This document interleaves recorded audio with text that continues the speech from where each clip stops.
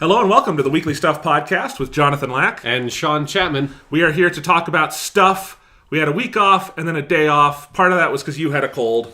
Yes, which people will probably be able to still hear in my voice, but I'm mostly over the hill with the cold. Okay, mostly good. Fine. We're glad to hear you're not dead. Yes, as of this recording, I am not dead. This recording so far. Exactly. Yes, that's true. We could get into an argument about something, and who knows. You know, this might not be a cold. You never know. You never know. It might just go bad halfway through the podcast. All right. Morbid topics aside, this week on the show, we are going to do a bit of a news roundup, talk about the Infinity War trailer, because that was awesome. And we're going to talk about some video games. I've played all of Assassin's Creed Origins. You've probably done stuff. I've finished Nioh, although I have not finished all the DLC yet. But that game is really fucking good. So we'll talk a bit more Nioh. Yeah, we're going to talk some first impressions on Xenoblade 2 and why there won't be second impressions from me. Okay. And it's not necessarily a negative review. It's December. It's a throwing in the towel. It's a throwing in the towel. That's what it is. Yeah. So we'll talk about all of that and more. Let's start with some stuff. And actually, before the stuff, let's start with a little bit of housekeeping.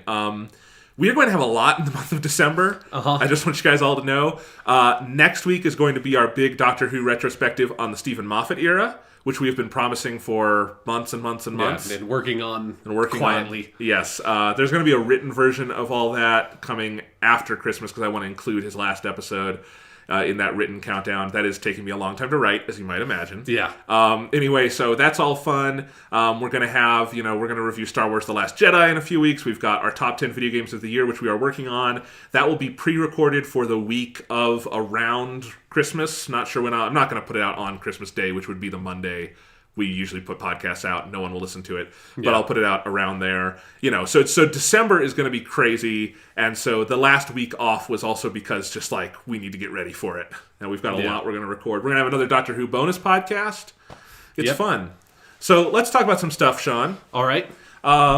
Let's see. What do I have for stuff? I think we should just start with last time we recorded was pre-Thanksgiving. Yeah, so that's like one of the main reasons why we didn't record a podcast last week is because it was the holiday stuff. Yeah. My family were in town. It was just too busy to find the 3 hours it takes to record this podcast. Yes. So how was your Thanksgiving, Sean? It was good. It was fairly uneventful. My brother was in town. It was also my birthday. It was on. Yeah, this is one of the years where it was actually on Thanksgiving, which is always like kind of a weird thing. But the thing that was fun about it was sort of like linking it to the stuff section of the podcast was that while my brother was down here, we watched a bunch of movies. And so I think we watched 3 movies. We watched Get Out, which is something I've just been wanting, obviously, huge movie from earlier this year, something I've been wanting to see. But then once it was out of the theaters, it's just sort of like you're in that weird middle period where it's like, I can't go to the theater because I missed it there. It's not out on anything yet. So I think it's on Showtime or HBO. It's one of the cable packages my dad has. So we watched it there. I got, for my birthday, kind of for myself, the 2013 Japanese remake of Unforgiven. That was by nice. Ken Watanabe, which I've been wanting to watch that movie since it originally came out. That movie is fucking really hard to find for some reason, even though it's amazing and it's really highly acclaimed. It's hard to get your hands on. So I got a DVD of that, and we watched that. And then also we watched Hell or High Water, which came out last year. That's a great movie. Yeah, that's a fucking awesome movie. All 3 of those movies. Really fucking good. Nice. It was a good Thanksgiving, just sort of like family movie time. Yeah, Get Out is good. Yes, that is one of those, like, it makes sense. Like, I would not have assumed having, like, because I'm a big fan of Key and Peele, the show. Obviously, the Jordan Peele came from that, who directed Get Out. And I would not have ever, like, predicted that he would have made, like, this amazing, like, sort of horror with, like, comedy elements, but, like, horror movie that is one of the most effective statements on race I've seen in movies, like, this decade, basically. Like, maybe, I don't know, Blazing Saddles, Do the Right Thing. Yeah, exactly. Like, since Do the Right Thing. It's in that canon. Like, and it feels like it is for 2017. Like, it's for now. It's for this cultural moment, and the way that like the racial discourse has evolved since something like Do the Right Thing. The Do the Right Thing is still very relevant, but things have shifted in different ways. And but when you go back and you watch Key and Peele sketches, which I have now done since seeing Get Out, it is so clear that Jordan Peele has that in him, and like there's such a great sense of filmmaking and particularly of insight into race and racial dynamics that he has, that Get Out it's full on display on that movie. That is such a film school movie to me. Yes, it absolutely is. Not in that, like, not it feels in a bad way. No, and not that it feels like a student film. I mean, it feels like someone who went to film school, like, learned everything, like, built their talent, and then made a movie. And that movie will be shown in film school until the sun burns out, because it is so relevant to like a dozen different conversations. Yeah, there's really fantastic use of symbolism, and that is not just like a cloying version of like, oh, the deer is this there, but like the deer is a lot of things. The deer is what you want to project onto it, and there are a bunch of like little symbols like that, or uses of dramatic irony and stuff that is highly visually motivated, which is always what you want in a movie, obviously, because it's a movie. It's like you said, it is the kind of movie that like I would imagine showing to students and talking about, like, not even just for film students, but for like English literature classes. I think there's a lot there in deconstructing bits of the dialogue and how you foreshadow things and stuff like that. That is just like universal outside of film and just like to the art of storytelling itself. Get Out is amazing. Yeah, oh, absolutely.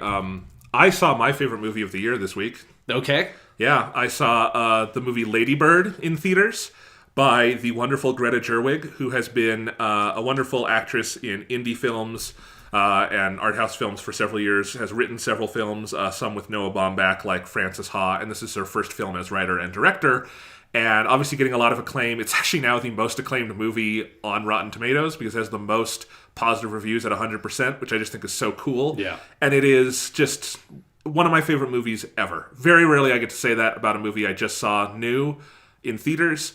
Lady Bird is that good.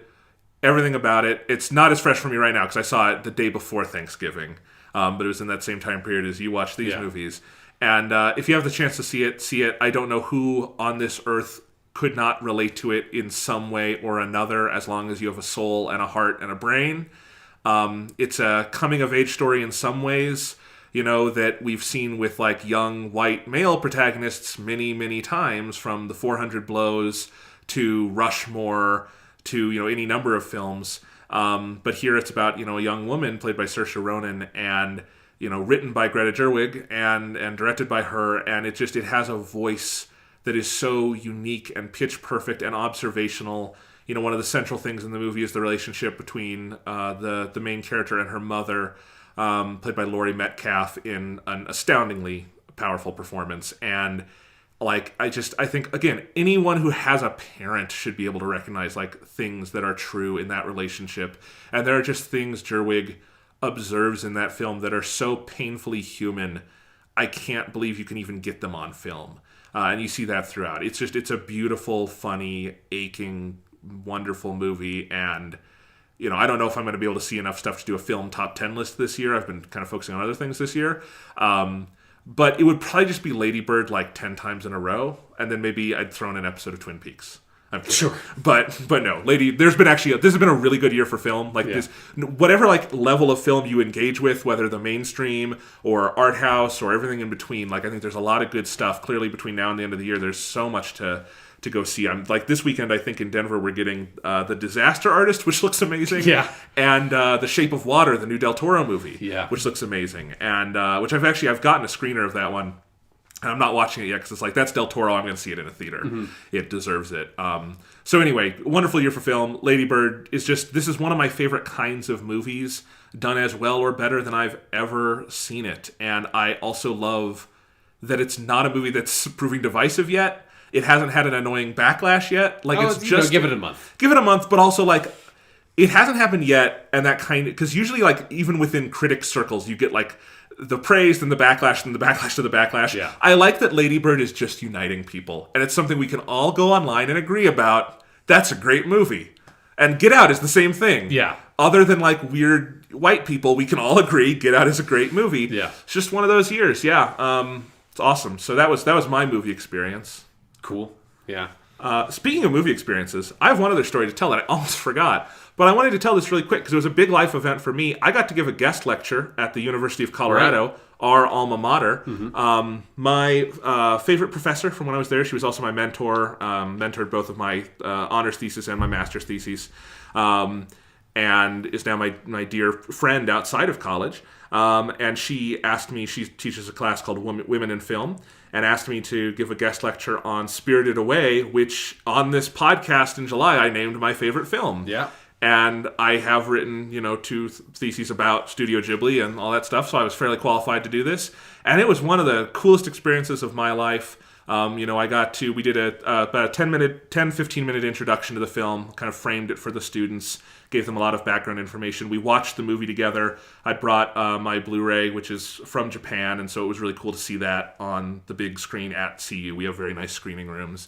And then had about an hour of lecture and discussion with the students who were just awesome and so receptive to the film, and so they had really good things to say, and they really participated in the discussion, and we got through a lot of great material, and I got to talk to a bunch of them afterwards, and you could tell there are always some students who are starved to talk about anime, and I get it. I was one of them. It's we need more Japanese movies in these film classes, and so it was a really special experience. And the whole reason was because this professor, she is not an expert in these areas of Japanese animation specifically, and so it was fun to kind of bring me in for that and get to talk about it. And it just you could feel the energy with it, and very fun. I'm applying to different PhD programs and stuff, and this is one of my eventual career goals, hopefully with podcasting on the side. Right.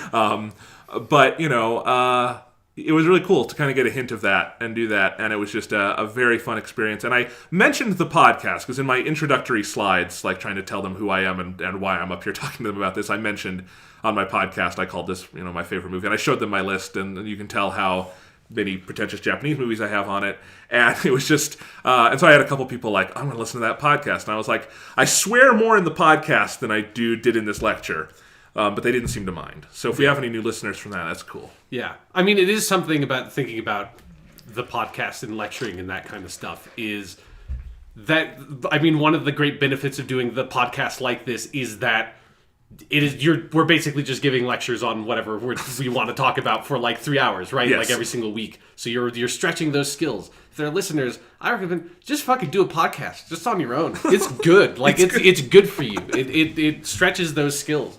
It's the closest either of us get to therapy, I think. That is absolutely true, yeah. And sometimes, with our Justice League review or something, it's totally therapy. Yes, no, it is just catharsis, but it is catharsis that is also, I hope, a somewhat constructive piece of film criticism. Yes. As well. But, so yeah, that's an awesome experience. But then thinking about anime, that reminds me of something else I wanted to talk about. There's something I did over the Thanksgiving break, because I had, a nice little chunk of time, is I finally caught up on Dragon Ball Super, which is something I had, I would want to say about 15 to 20, somewhere around there, episodes sort of stocked up, because I stopped watching week to week around the time the new big story arc started, because it just was I've got too much stuff going on. I'm too busy to sort of keep in mind to watch this show every week. And so just a bunch of episodes stocked up, and fucking Dragon Ball Super is really fucking good right now. And in particular, the episode that was I guess it would have been aired the Saturday before Thanksgiving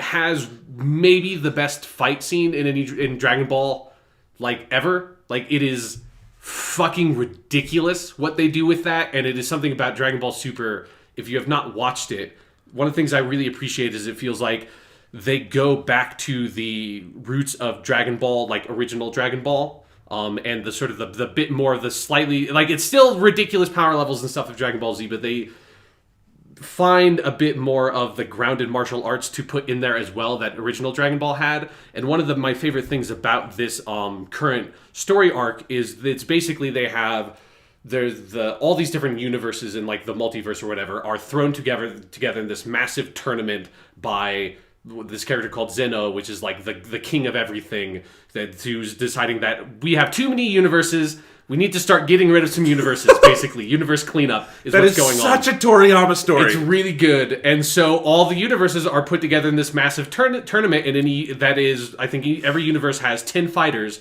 and if all your fighters drop out, that universe is just erased.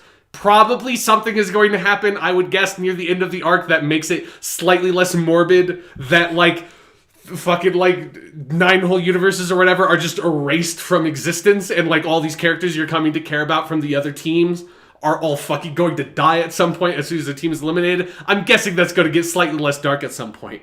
But one of the cool things about that setup is that there is this, like, higher power in the form of Zeno-sama and his, like, other people, like all the God of Destructions from the different universes. If you've seen the new movies and stuff like that, that's an element to it as well. So it's this whole, like, weird pantheon thing. And one of the rules of the survival tournament is that the only way you are eliminated is through ring outs. And so to make that possible, they make it so that people can't fly. So there's no flying anymore. Oh, thank God. Yeah.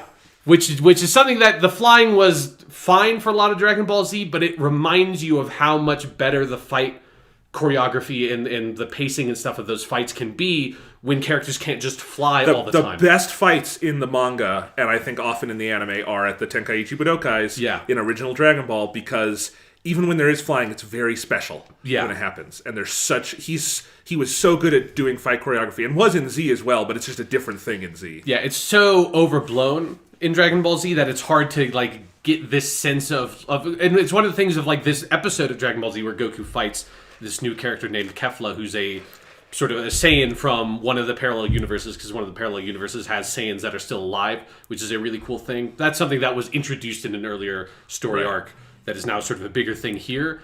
And one of the really important things that they have found in the fight choreography that reminds me, because this arc is basically like a gigantic, ridiculous Tenkaichi Budokai, is that when you make it so that they can't fly and you establish these, like, really clear rules of what one character can do and what one character can't do and stuff like that, that's how you build fight choreography.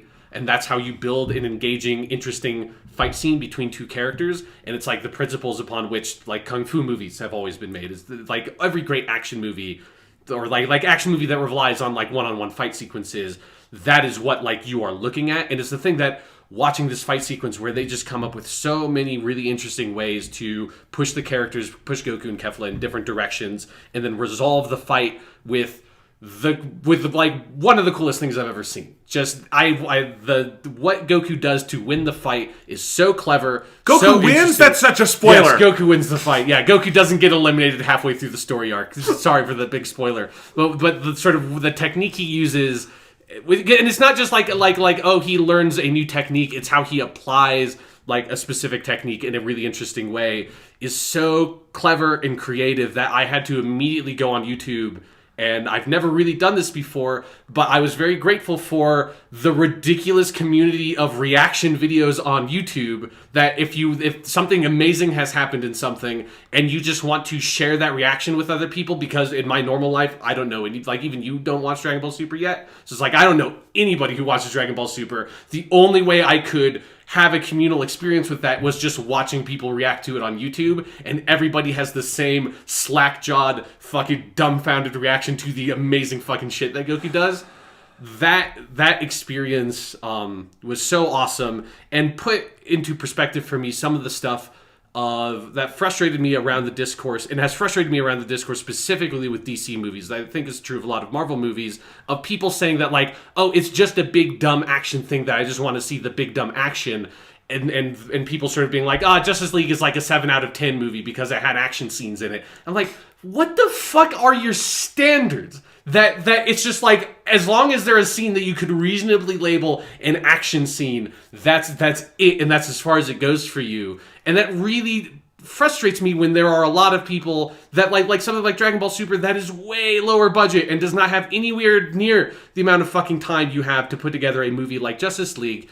That they come up with something so much more interesting and is so also much in a franchise more that's been going on for 40 years. Yeah, that like a franchise that's been going on for 40 years that is able to use this, like, have a fight scene that actually fucking surprises and dumbfounds you in a way that they can do that, but giant Hollywood studio with their massive fucking, like, one of the most expensive movies ever made can't put together one decent fucking fight sequence, and everybody's just like, oh, it's fine because it is just a fight scene.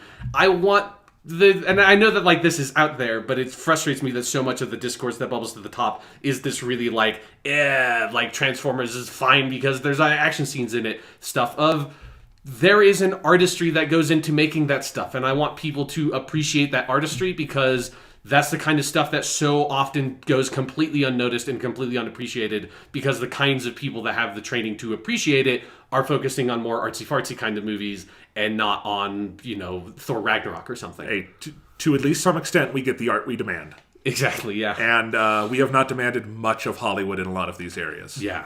So I'm in such a weird place with Dragon Ball Super. I have seen the Battle of Gods arc now, all the way through. It's like the first 15 episodes. Yeah.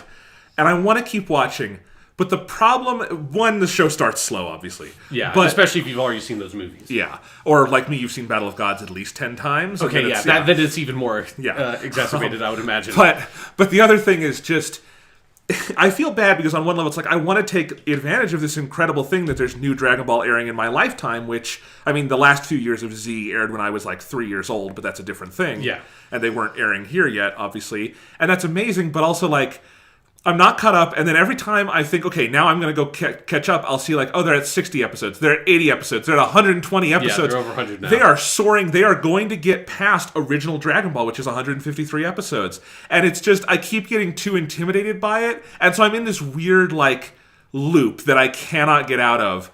And I'm also, like, doing all this Doctor Who rewatch project, and it's just, like, I want to get into Dragon Ball again, and Dragon Ball is one of my favorite things in the world.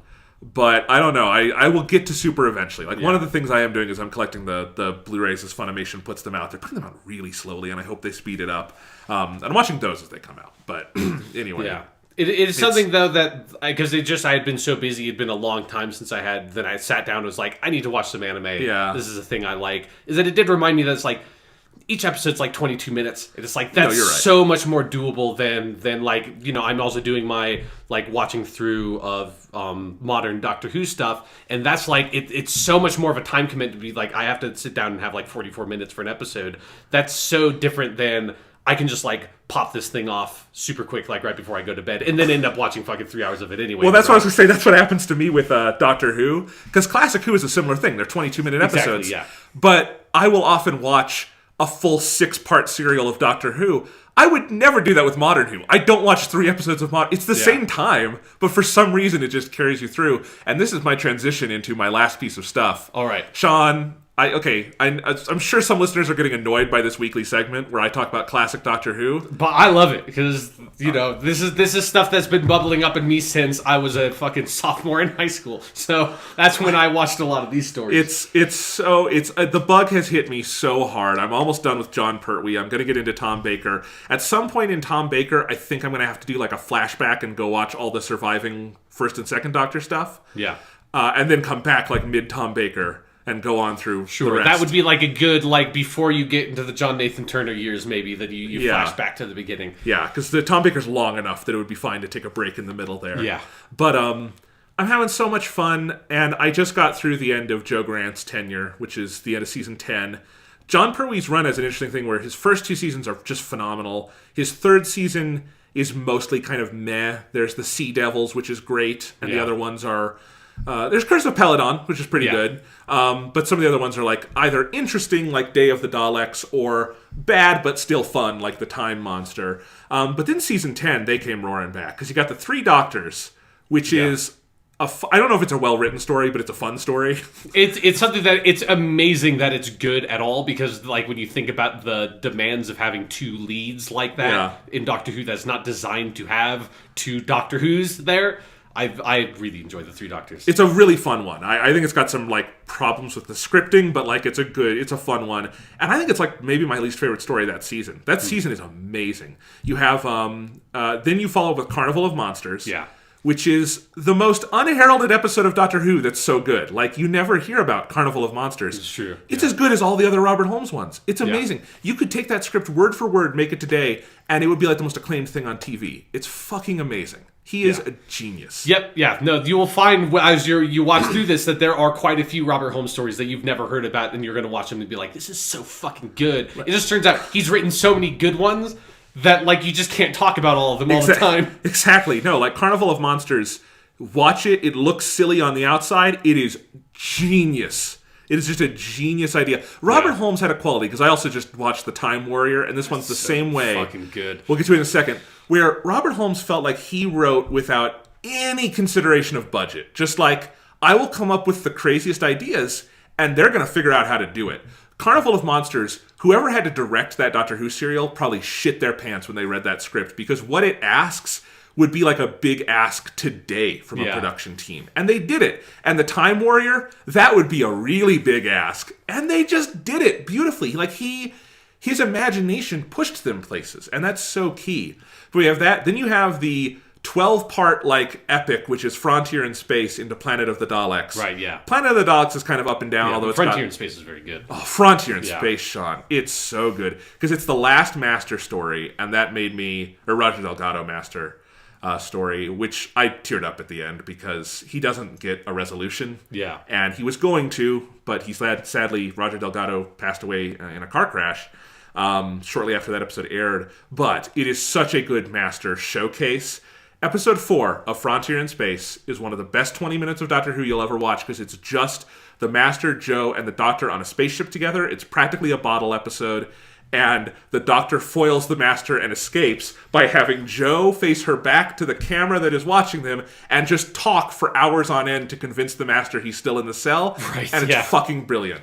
But anyway, you have that Planet of the Daleks. And it ends with the Green Death, which is as good as you've heard. Yeah. It's an amazing story. It's not just the last scene where Jo decides to go off with this professor and get married, and the Doctor walks away sadly. And John, just, like, quietly leaves the party and drives away in Bessie. Which is some of the best acting any Doctor has ever done, would we agree? Yeah. John Pertwee in that moment? Oh my god. It's the whole serial, though, is about how the Doctor and Jo have drifted apart, because all the Doctor wants is a friend who will go into space with him, but he also wants Jo, because he loves Jo. Yeah. And Jo just wants someone to be on Earth with her, because she wants to be home. And so they can't be together anymore. Like, whatever it was that was going to take Jo away from him, literally, the whole point of that story is it was coming one way or another. And it's really, really beautifully done in that story. And just the acting Katie Manning and John Pertwee do throughout that serial is incredible. And I can now say that of the Doctor Who I've seen, Jo Grant is my favorite companion. Hands down, I've seen all of her run, and I can say that now. You have a lot more to watch. I know, you have a lot more companions to work through, but I know. It's good to have a base. You haven't seen fucking Ace yet. So. No. I'm excited to see Ace. And the only Seventh Doctor story I've seen is Battlefield, which I don't think Ace is the most prominent in. No, yeah. Because that one's a Brigadier story, too. But anyway, in fact, the Green Death almost feels also like kind of like an early farewell to the whole Unit days, because you can tell that the Doctor is drifting away from Unit 2. Because that's the other thing in that story, is he just wants to go to Metebelis 3. And there's a whole thing in episode 1 of the Green Death where he goes there, it's not what he expected, and he has to get a crystal. And it's the kind of thing Modern Who does sometimes, where you keep cutting back to the Doctor having this adventure on Metebelis 3, and we only see like 5-second snippets of it, and it's so funny. And then the crystal he gets winds up being a key part of that episode. And after season 10, you're like, this show can't get any better. Season 11's premiere is The Time Warrior. Yeah. That's Sarah Jane Smith on scene. She's like one of the best companion introductions. Again, I haven't seen all of them, but I can't imagine there being a better one than Sarah Jane's first. Because it's the whole story. It's like several Doctors don't have good or stories that good, you know? Yeah. And it's just like I just love the Lois Lane quality of Sarah Jane in that story. It's I love that. So good. But here's the thing about The Time Warrior. The dialogue in that serial is some of the best I've ever heard for TV. The way Robert Holmes writes for, like, Iron Gron and all the characters in the Middle Ages and everything. It is poetry. And this is something I heard Russell T. Davies say once, praising Robert Holmes, is that Robert Holmes should be recognized as just one of the best TV writers ever. And because he wrote for Doctor Who, he's not part of that canon. And that's bullshit. He listened to the dialogue in The Time Warrior. It just sings. Like, I would put that up there with, like, Aaron Sorkin or something as, like, people we think of as, like, great TV dialogue writers, you know? Yeah, but Aaron Sorkin doesn't have to write for a barbarian and a fucking spaceman who's like a super warrior and the Doctor and fucking Lois Lane, you know? Yes, I mean, it's an amazing balancing act, and The Time Warrior, that's like a perennial contender for, like, best Doctor Who story, right? Yeah, it's in my opinion, for sure. Like, that and the Damons are the two best Third Doctors, I think. But, man, I have a few more to do. For the Third Doctor, I'm going to be sad to say goodbye to John Pertwee.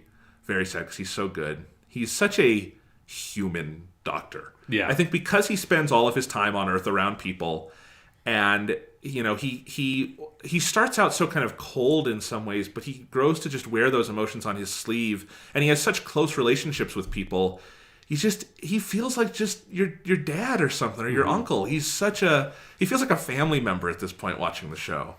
And it's beautiful. So anyway, God, I'm so excited for you to get to the regeneration. But that's it. I want to get, because I've never seen a classic Who regeneration in context like this. Yeah, that's true. And I want to see that, and I want to see Robot and Ark in Space. I want to see the Fourth Doctor, and I'm so excited. So good. And there's so much good stuff ahead. And this is why I'm not caught up on Dragon Ball Super or a lot of other things at this point. But fuck it, Doctor Who's better than most of what's on TV now. It's so worth it. Again, now you're at where I was at so long ago, and I'm very happy. It takes a long time, but it's so great. I mean, I think both modern and classic Who have different strengths and weaknesses at this point. And tell me if I'm on the right track here. I think classic Who unambiguously has better storytelling than modern Who. I think modern Who probably, I don't know if I'd say unambiguously, but in general has better character work and psychology and things like that, because that's just where TV has shifted.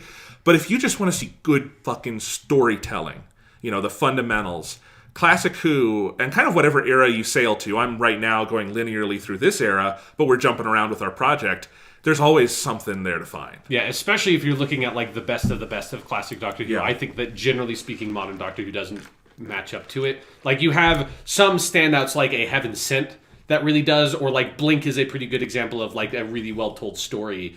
But yeah, generally speaking, I would agree that classic Doctor Who is the reason why I'm a huge fan of Doctor Who. If the only thing that existed in Doctor Who was modern Doctor Who, I would still like it. I would not be a super fan of it, though.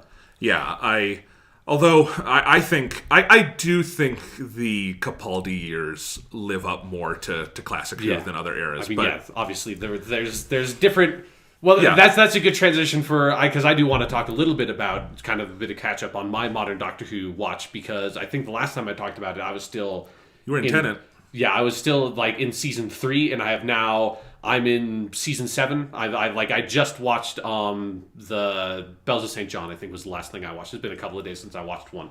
Because obviously I kind of got through a lot of that and Dragon Ball Super at the same time over the Thanksgiving break.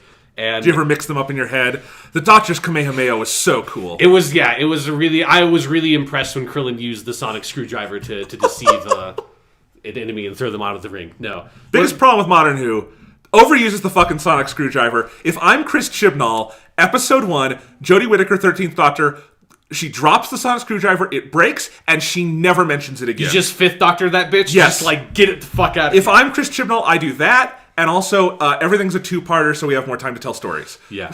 But that's me. That's not... Who knows what Chris Chibnall will do. I'd get rid of the fucking Sonic. Yeah. Because you're even in, I think, some of the 3rd Doctor stuff... He barely uses it.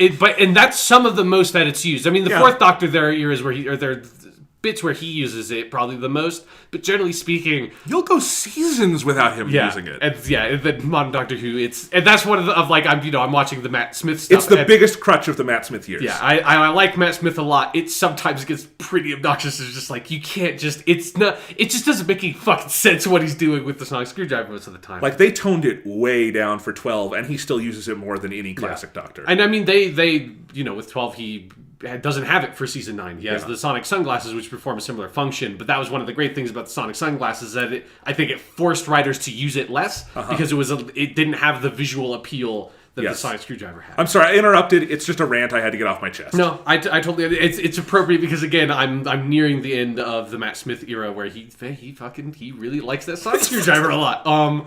But going back to season 3 and season 4 stuff, I guess the latter season 3 stuff is, I think I like the Master ending to season 3 a little bit better than I used to. I agree. It's still some of that stuff of the Doctor going Super Saiyan is still some of the stupidest shit I've ever seen in Doctor Who, which is saying something. It's still fucking terrible though. Because I rewatched it for World Enough in Time when that aired. And I think so. That's 3 episodes. I think the first 2 are really good, and the third one devolves into nothingness. But up to that, but there's still great acting in it. When the Master dies, David Tennant's reaction to that is great. Yeah, I think that's something that is generally true about RTD's season finales. Is that the first part, or season 3 is a bit different because of 3 parts, but the first part is either pretty good or actually a really good episode, and then the second part falls to pieces. Falls to pieces, which is nowhere more evident than in season 4. In that, I think I'm amending.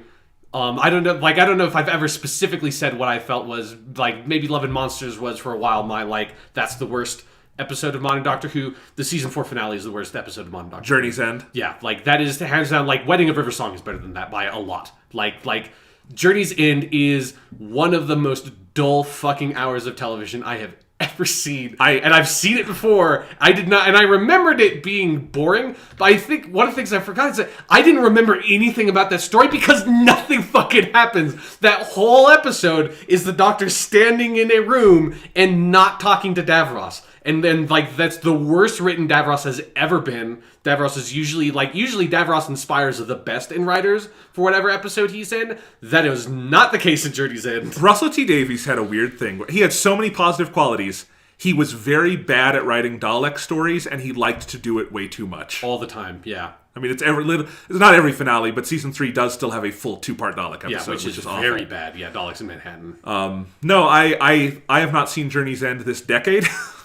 Literally, because I would have watched it in 2008 or 9. Yeah. So I can't comment on it. Don't remember it. So fucking bad. And because also it's resolved in because for those who don't remember, the setup for it is actually fantastic. And that's like the first part of it. Yes, the first episode is great. Is so good, and it was like the height of the melodrama and like the big Doctor Who that was Russell T Davies, and he had he had Torchwood that I think had his 2 seasons already because some characters are dead that I'm pretty sure die over the course of season 2, and then you also have like the Sarah Jane Adventures that was pretty early on, and then also like all the existing companions that are in like the parallel universe and all that shit. Like he's bringing everything together, and that first episode's actually like really I like well that done. element of it Because I think it balances itself really well, and the sort of the larger mystery of what is happening to all these planets and that has been building over the course of season 4. I think that's the most elegant story arc he's ever done, was the season 4 one. It's still obnoxious with like the prophecy shit and just like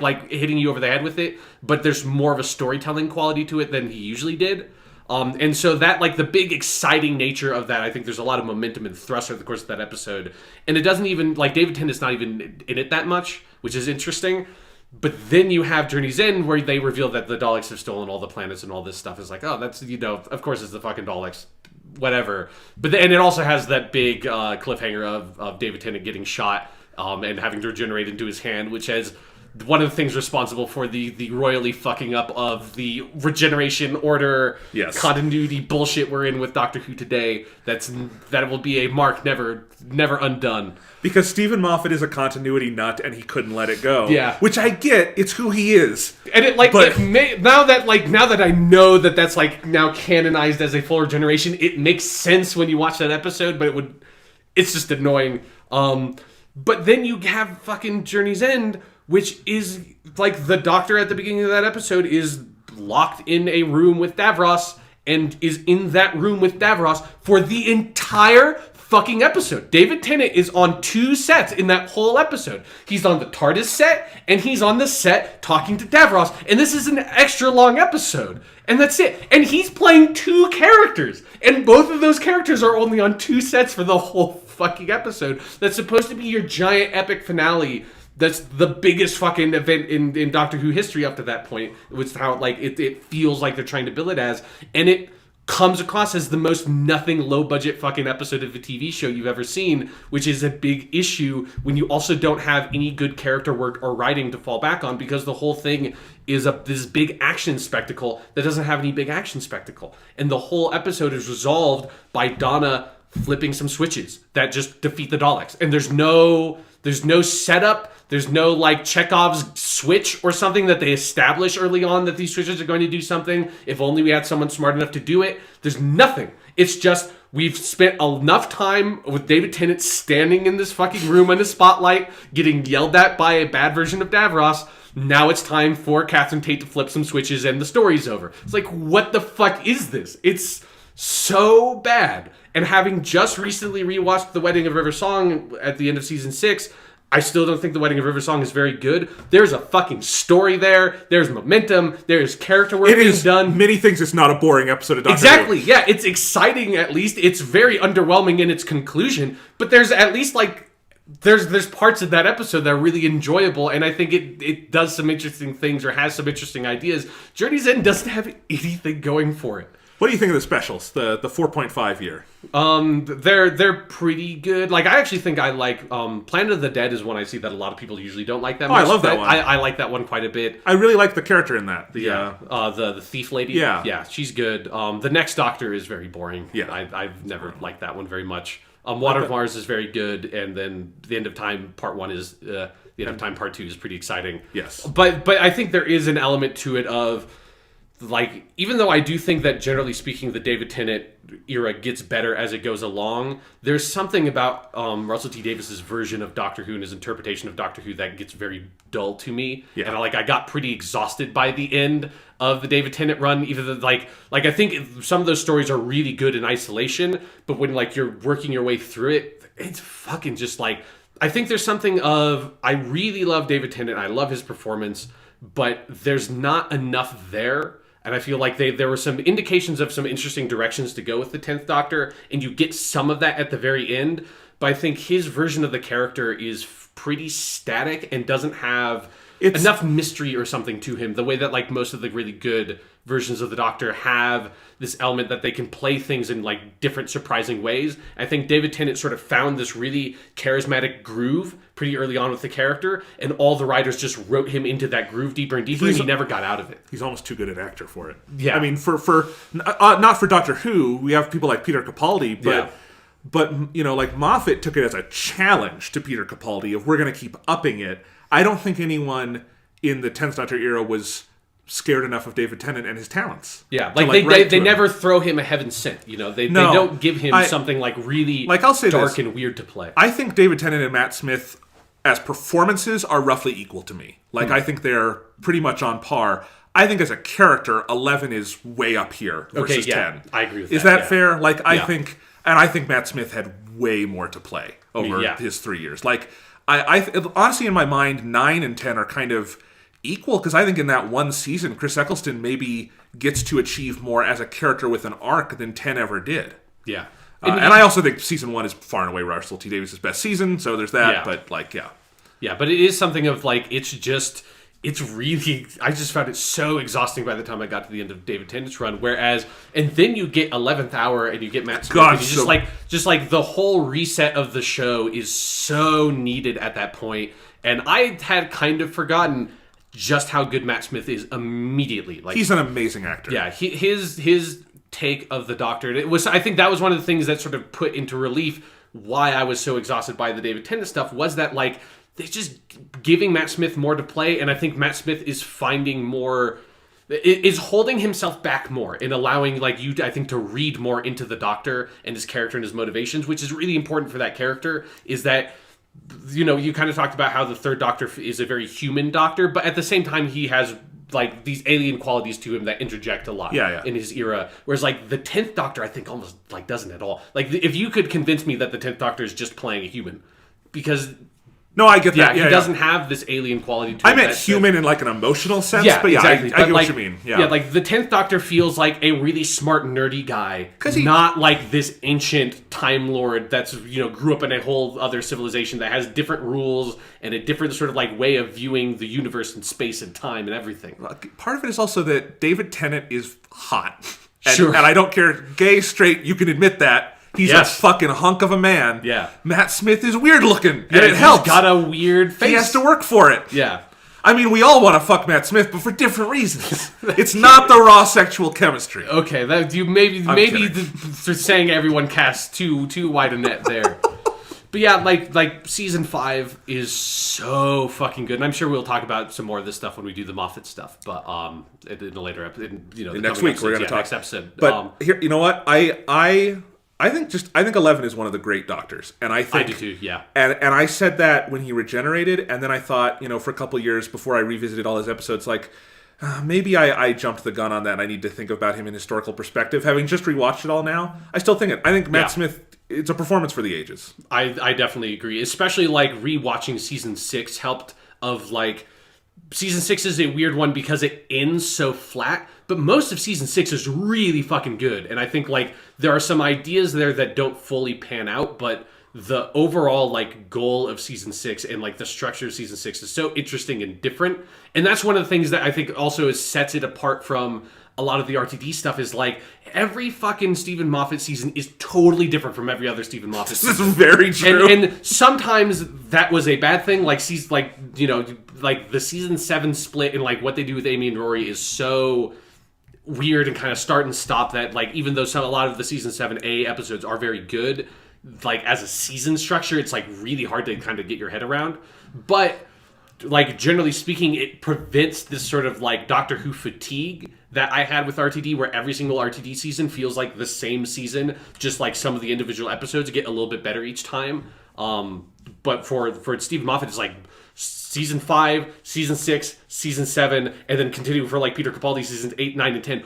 All of them feel totally different, have different structures, have different like ideas of how to handle a series arc and what to do with character arcs and what to do with companions. Like all of that's so different every single time that it keeps the bigger episodes and the broader structure really fresh. But then also he has good room for like really great individual episodes. Like for season 6, The Doctor's Wife is amazing. The Girl Who Waited is amazing. The God Complex is amazing. Like there's lots of these really great, amazing individual episodes that also get to be couched in these really interesting, weird, more experimental, big episodes like The Impossible Astronaut or A Good Man Goes to War or something like that. I mean, season 6 and 7 are low points to me in the Moffat run, and yet they still have, I think, a much higher per episode average quality than any RTD year other than one, maybe. Yeah, I think season 6 is better than any RTD season.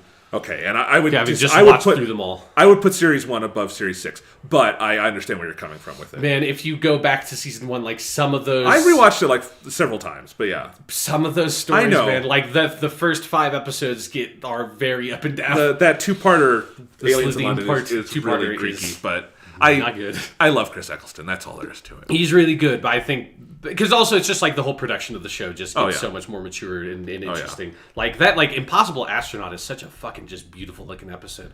It is. I don't love it, but it is beautiful looking.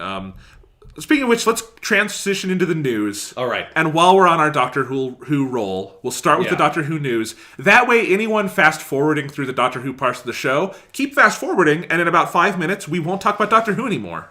I'm not making any promises. Okay. I'm always talking about Doctor Who. You just don't know it. All right.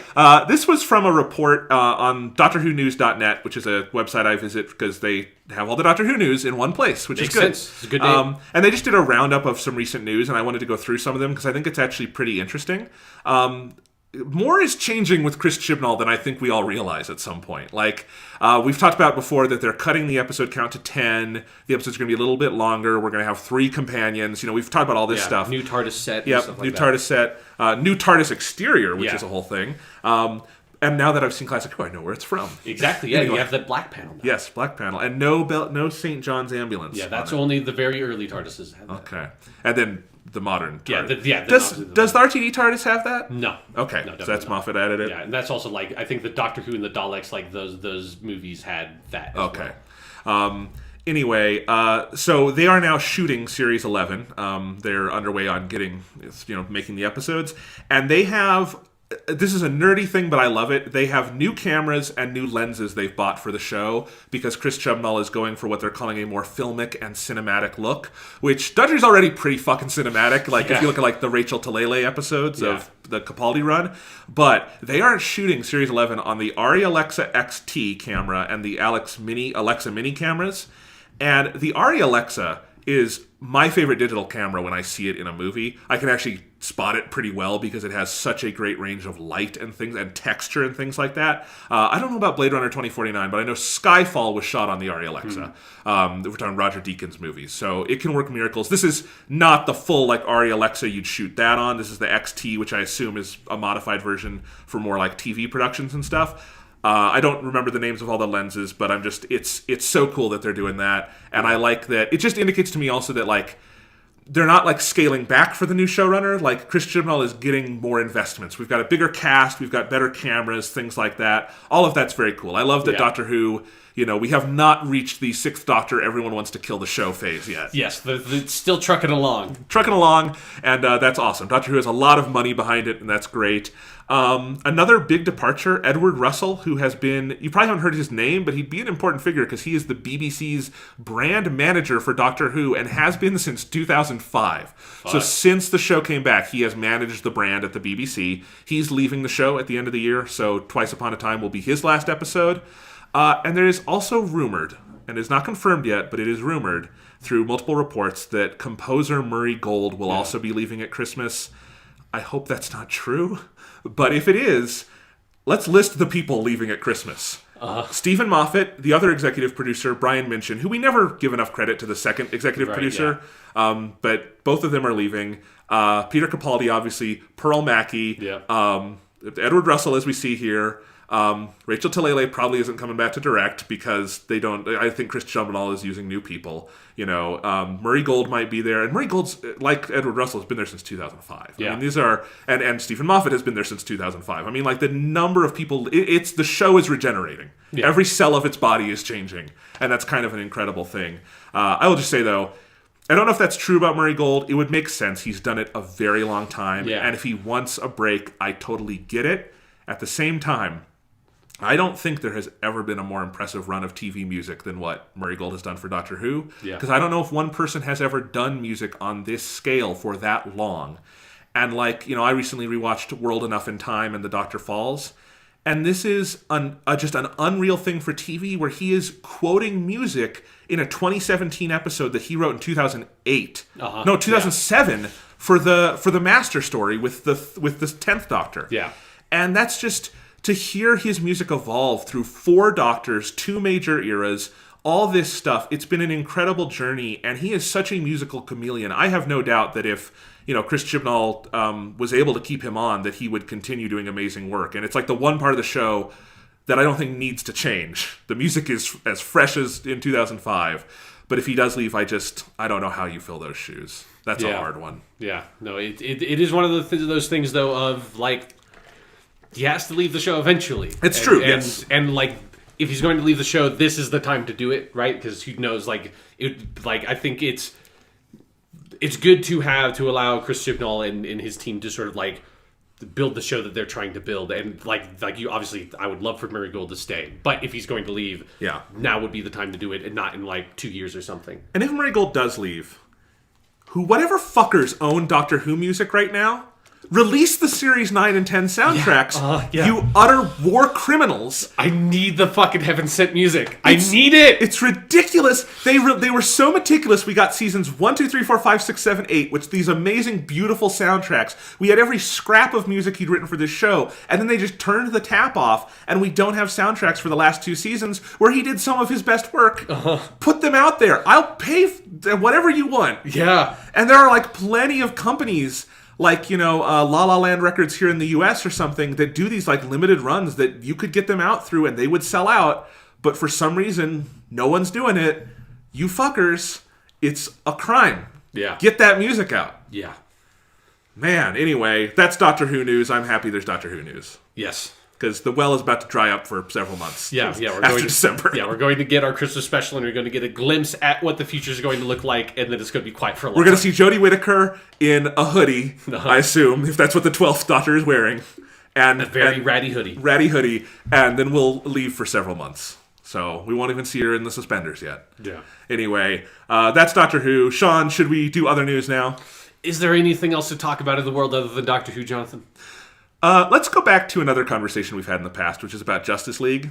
Okay, yeah. And this is kind of outdated news now, but it was on the outline for last week's aborted episode, and I kept it because it just makes me laugh. Yeah. Which is that after Justice League came out and was out there for a couple weeks, we started getting more reporting about the situation around Henry Cavill's mustache. Because this is one of the weirdest things that's ever happened in a blockbuster movie. Yeah. To recap, Henry Cavill shot Justice League as Superman, or a character calling himself Superman. Yeah.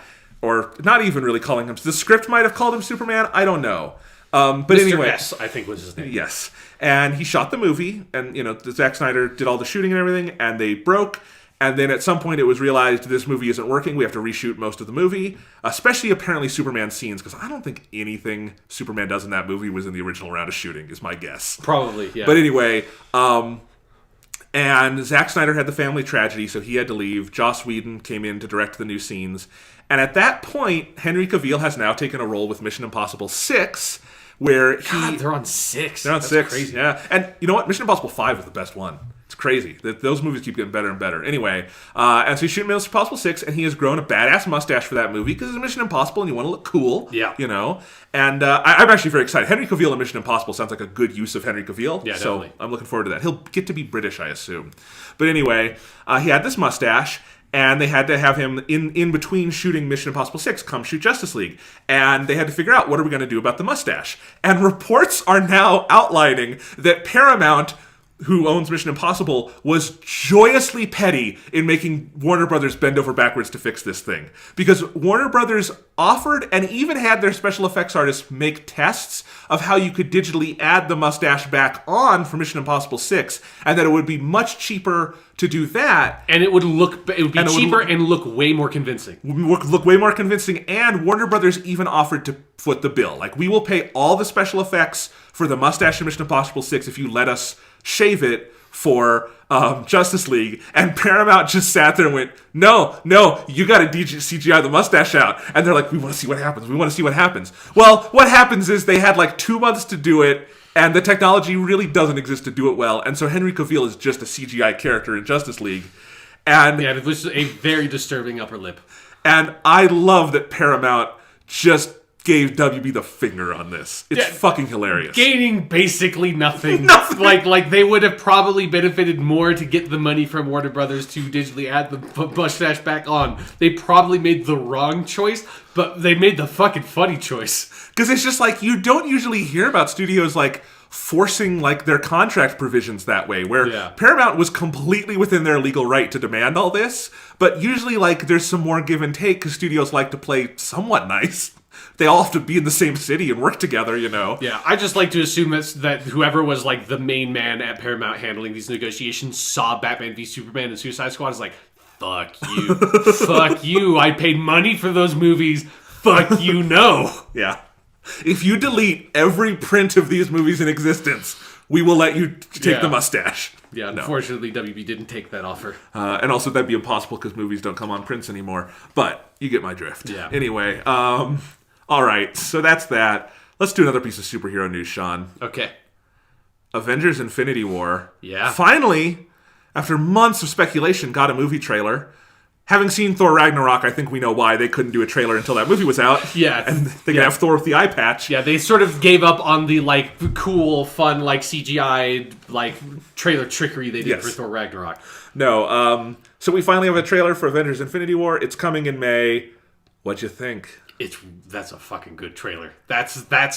It feels cumulative in a way that it's very much supposed to. Like, it feels like they have landed what they have been trying to land. It's very exciting. That's just what I'm like. They so clearly know how they're pitching this movie, and assumedly how they're making the movie based on that pitch, which is, this is like the series finale to the MCU to date. Yeah. And so we have every character conflict coming together. We have a big bad for them all to fight. It's just, there's never really been anything quite like this in mainstream blockbuster films of 10 years of movies all interconnected, building to some final conclusion. And just to see all the heroes on screen together in that trailer, you know, if you've been invested in this universe so far, it felt amazing, and that's a fraction of the actual movie. I'm so excited for this film. Yeah.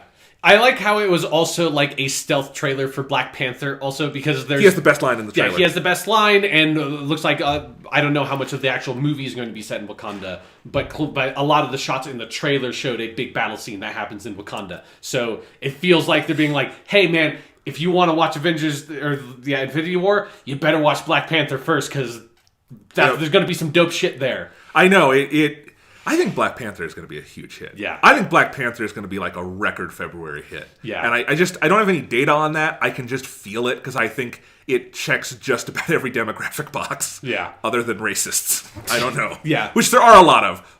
we know that very well right now. But Donald Trump is probably going to tweet out about the movie and how why they got to be black or something. Yeah. Anyway, where's the White Panther movie? Exactly.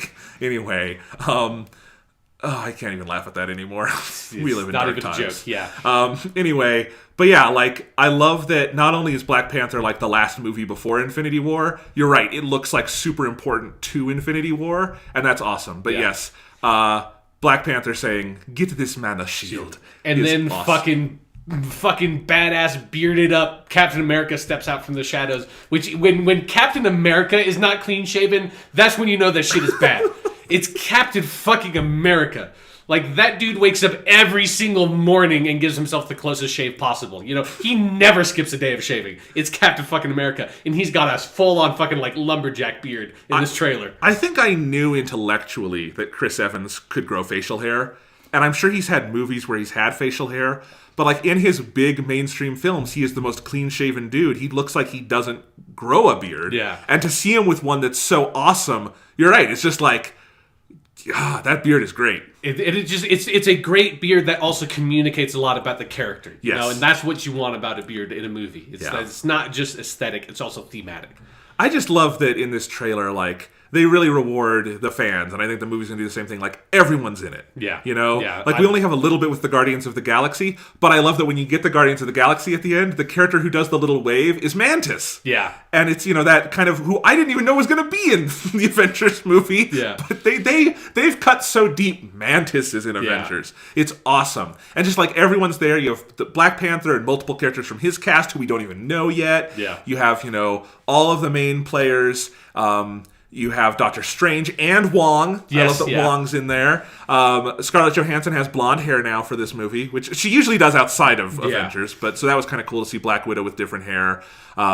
You've got Hulk, and I guess Hulk will turn back into Bruce Banner. We were wondering about that after Thor Ragnarok, but he is Bruce in this, and it's just I don't know. I got a big grin seeing everyone in this. Yeah, I really love the shot with Peter Parker on the bus and his hand stands up and you see the big cosmic gate or whatever that I assume Thanos is coming through. And that costume is good. Yeah. That's Ultimate Spider-Man stuff. It's very good. Yeah, it's a very good looking costume. And then also think of this is the first real appearance of Thanos we've seen. He's kind of been he's at there at the end of Avengers. He's in Guardians 1 for half of a scene or something and not ever really much of a thing there. I like that they are going with a weird sleeveless casual look for Thanos in this movie. It feels like they found a groove for that character. Obviously, we'll have to see the movie to see how that actually plays out. But Thanos felt like he had more of an identity than I was kind of expecting him to have. I like the redesign. Yeah. I like that it looks like Josh Brolin, basically. Yeah.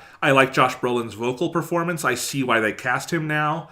I don't love the CGI. I wish it was a guy in makeup. I kind of get it, but it also especially after 2 Guardians of the Galaxy movies and Thor Ragnarok and all the stuff they've done with good practical character effects, it just sticks out like a sore thumb to me. And maybe it'll be better in the finished film, but we'll see. Yeah. Because they've done a fairly admirable job in the MCU of generally avoiding random CGI barf baddies. I think for Thanos, he's so gigantic. He's 8 feet tall or something. He's basically proportioned the way that the Hulk is proportioned. And so it's I have a hard time visualizing Thanos being a dude in makeup. It's not like Steppenwolf in Justice League where it was just a slightly taller than average person but had the same proportions as a normal human being. Yeah. Thanos is weird, proportioned Hulk kind of looking dude. And here's what we haven't seen is him in action in a fight scene. That's true. And that might be they really need it with for actual fights and stuff. They might really need him to be CGI, and I can accept it because if everything else is great and the CGI is just a little unbelievable, I'm okay. But if it's still a good character, that's all that matters. Yeah. And it does look and it's clearly Josh Brolin doing the mocap and all that, so it could totally work.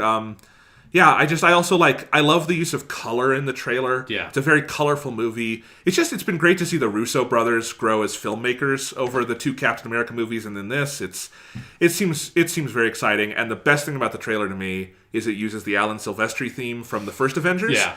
And it uses it beautifully, and Alan Silvestri is doing the score for this one. And it's the MCU in general has kind of fallen down on music a lot of the time, but that Avengers theme is the one great musical sting in the MCU, and I love that they lean on it so heavily here, because it definitely sent chills down my spine. Yeah.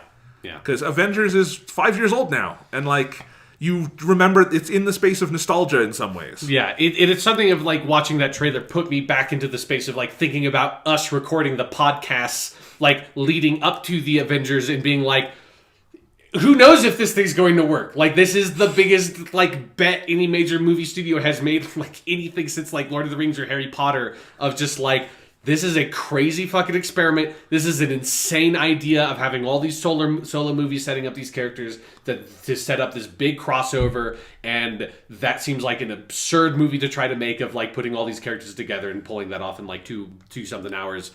And they fucking totally nailed it, and they've just gotten, I think, generally, like, a little couple of low points like Avengers 2, but generally have gotten better since then. Oh, Phase 3 is easily the best Marvel phase. And next year we get Black Panther, Avengers, and then a new Ant-Man movie, which is on a different level of excitement, but I'm still excited to see it, mostly because Evangeline Lilly will be the superhero we've always wanted her to be since Lost. So, great year for them. It's awesome. Yeah. Yeah. All right. We did the Doctor Who news already. Quick piece of video game news. All right. Today, they did kind of an interesting thing where Capcom had a live stream, almost like a Nintendo Direct for Mega Man. And I thought this was kind of cool. Mega Man is celebrating its 30th anniversary either this year or next year, whatever. I'm not that into Mega Man, but for whatever reason. And they did have some cool announcements. Like, they've sat on Mega Man pretty idly for a number of years now. The last new Mega Man game was Mega Man 10 in 2010, which was the second retro throwback one. Which people loved both of those. I haven't played them, but I know they were really, they were what the fans wanted. Kind of like Sonic Mania for us this year. Yeah. Well, they had some cool announcements. So starting from like the smallest ones up, Mega Man Legacy Collection 1 and 2, which combine all of Mega Man 1 through 10, and is a really cool port, I should say. I have it, the first one for the PS4. Those are both coming to the Nintendo Switch, which is awesome. The Switch was like kind of weirdly left out for Mega Man Legacy Collection 2, so I'm glad they're doing both. I will probably pick those up, because I like Mega Man, but I've never gotten fully into it, and the Switch would be a cool way to try those games out. Yeah. They're also doing a collection with Mega Man X, which is the side series, and all 8 of the Mega Man X games are coming to PS4, Xbox One, and the Nintendo Switch next year. That's pretty cool. Just between the two of those, like, I wish other companies were this good at preserving old games. Like, Capcom has done an admirable job these last few years of getting, like, Mega Man out there preserved for new generations. Yeah. More people need to do that. Nintendo could actually take some, I think, cues from what they've done here, and here's a fun fact. Unless, like, Virtual Console launches as a surprise thing soon, Mega Man X and its sequels will be the first Super NES games on the Switch. Huh. I think in Japan, Secret of Mana is out. But other than that... Yeah. In America, we have none. So that's going to be a fun thing. And anyway, and I like the Mega Man X games. I've only played the first one, but I played it on the Super NES Classic, some of it, and I like... That one's cool. And then finally, they announced Mega Man 11 for all systems that I named above. It's not done in the same art style as 9 and 10. It's not another 8-bit throwback. It's a new kind of like, the backgrounds seem like hand-painted or something, like very cartoony. I watched the trailer. I love the art style. I think it looks very cool. It looks good. Someone tweeted this, and I agree. It looks like Mighty Number 9 if it was good. So I just think that's cool. Like, again, not a huge Mega Man fan, but I would like to be. I like that they're making it easy, and I think it's cool that they've made a new one. And I hope it's good. Yeah. I just like that Capcom remembered that they're the Mega Man company. Yeah. So that, like you, I've played a couple of Mega Man games, but it's never been my sort of like side-scrolling action game of choice or anything. But it's something, it's always a series I've respected because it's fucking Mega Man. And it's always just been kind of weirdly galling that Capcom has gone so long sort of mostly neglecting it. Like, did sort of like... give these rights to that one company to do the really good ports of the Legacy collections, but other than that, just sort of like, it was mum on new Mega Man, and then they were like, well, there's an anniversary, we have to do something now. It's the fucking, like, how many video games can celebrate their 30th anniversary and have, like, the company that made that video game still exist? There's not that many of those these days. So yeah, them finally being like, hey, fuck, let's make a new Mega Man game. Well, and I love that in addition to 11, we're getting this huge back catalog. Because, like, I loved Sonic Mania this year. I would also love a really nice, modern, cleaned up version of Sonic the Hedgehog 1, 2, 3, and Knuckles on PS4, on Switch, on Xbox. Easy to play. I don't have to go to backwards compatibility of something. Like, that should just be an automatic thing I can go give my money to, and somehow it's just completely escaped Sega to do that. Yeah. And then also, the coolest thing to me about the Legacy collections, and it's also that like Disney Sunday afternoon cartoon collection thing. Because all those are done by the same company, and they do a cool thing of they put extras and stuff, like they put concept art and that kind of stuff in there, and the manuals and all of that, and supplemental materials. That is like one of the things that, even though we are in this age of remastered and re-released video games, that so often there's just no sort of supplemental material provided at all, and it's just like, here's an up-res version of fucking God of War 3 or something, like, have fun. Like, give something extra. Like, here's the time to do your Criterion version of the game, basically. Like, it doesn't have to be a whole documentary about the game, but at least, like, some concept art and, unused character designs and stuff like that. Put some of that in there, because you know that those companies have access to that material. Yeah, so I like that Capcom is treating Mega Man well. Yeah. It is their duty, you could say. Yeah. They're Capcom, they're the Mega Man people. They're the Mega Man people and the Resident Evil people. That's your two responsibilities. Konami has fucked up. They were the Metal Gear people, and they fucked that up. It's like, don't you fuck up, Capcom. Don't go to pachinko machines. Yeah. All right. Moving to TV and movies again. Two things that are related to the fallout of different sexual harassment allegations and scandals. Yeah. Netflix has finally confirmed, I think this was yesterday or maybe earlier today, that House of Cards will end on I want to say network, but the streaming service next year or whenever it's finished, with an 8-episode final season that is significantly reduced. Those seasons are usually an interminable 13 episodes. And it will be completely sans Kevin Spacey. They'll be finishing the show without him.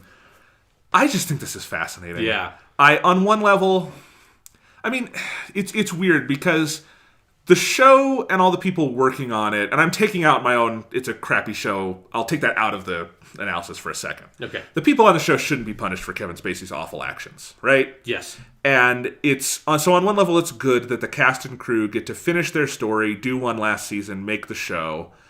On the other hand, and I'm sure Netflix thought about this, it's kind of weird to keep making that show at all, given the taint that's on it. Because Kevin Spacey wasn't just the star. I mean, his name's on as producer, all these. I don't know if you can take his name off of it as producer. Right. Just lots of stuff like that. I mean, I'm sure they've thought of all this, but so it's both for the people whose lives, on set were impacted by this guy's horrible actions, I'm glad they get to finish it, without that taint. But at the same time, that taint is there, and Netflix is going to have a big advertising campaign for this sometime in the next year. And it's a very weird, fraught situation. There is no perfect answer, right? Obviously. I don't know. What do you think? I mean, I've never watched any House of Cards. Yeah. But it's something that from the outside, them saying we're going to, the last season of House of Cards is not going to have Kevin Spacey, the way that series has always been marketed and talked about and everything, my immediate reaction is what's the point? Isn't he the main dude? I would you can still have the cast and crew and but maybe do a House of Cards spin-off or something. I don't know. It's just a weird. Again, I don't know. I cannot speculate in any way about the narrative possibilities that are left by removing the Kevin Spacey character, because I don't even know the name of the Kevin Spacey character. Because I saw the first 2 seasons and I realized at a certain point I was hate watching them. But I have followed these plot summaries on Wikipedia since. It's one of those shows. Because they've gotten truly ridiculous, and it's hilarious to read about. I mean, there's a pretty easy out they could do now, and the Robin Wright character, who's Kevin Spacey's character's wife, has become, very much the co-lead, and it's going to be about her. But I kind of have the same reaction, which is, I think the show should be canceled. If you want to do more, maybe have a spin-off with Robin Wright or something, and call it, I don't know, House of something else. I don't know, whatever. But House of Other Cards. Yeah. Whatever it is. But, it does feel a little weird. Because I don't, what? Because the whole point of Netflix having these shows is for their catalog in perpetuity.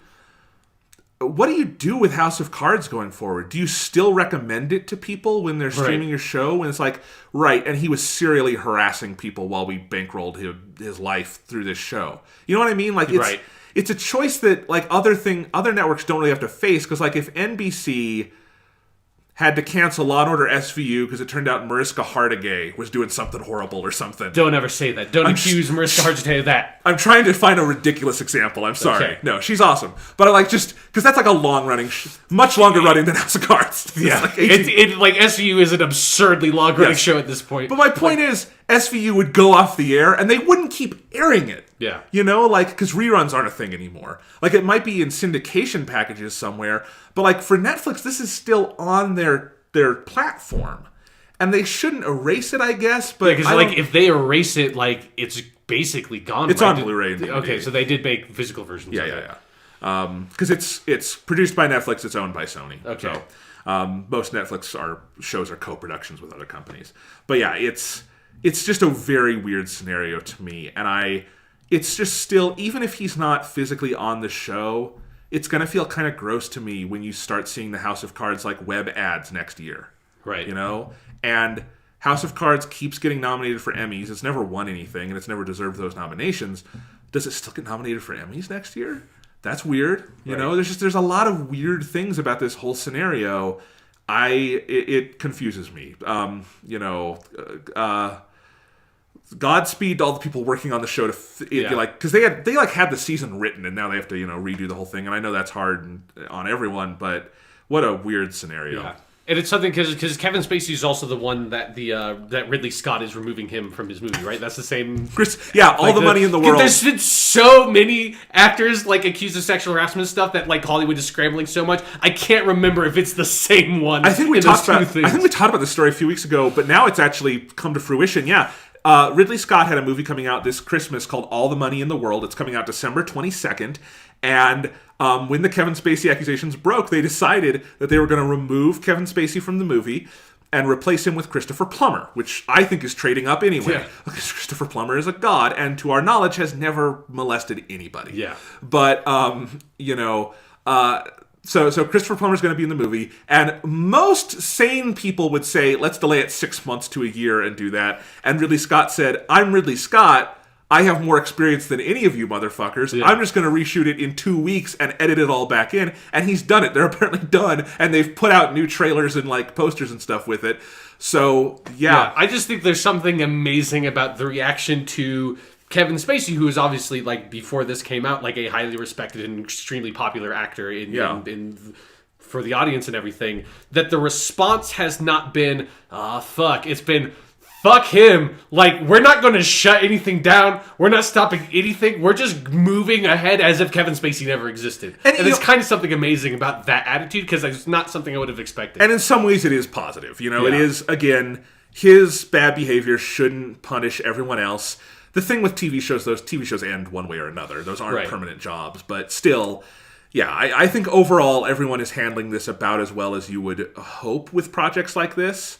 I'm super curious when that All the Money in the World movie comes out, like, what we make of it. It was not really on my radar. Now I feel like I really want to see it. Yeah. To be like, is Christopher Plummer just on blue screens the whole time and like rotoscoped over Kevin Spacey in the scenes? Like, how did they do it? I wouldn't put it past Ridley Scott because it would probably be seamless. Yeah. He's very good at that element of filmmaking. Exactly. But I think in this sort of conversation, what we've discovered is that Ridley Scott already solved the problem. What House of Cards needed to do was just recast the Kevin Spacey character with Christopher Plummer. Yes. And FX needs to make Louis season 6 with Christopher Plummer as Louis. Yes. It is all of them. All of them are Christopher Plummer now.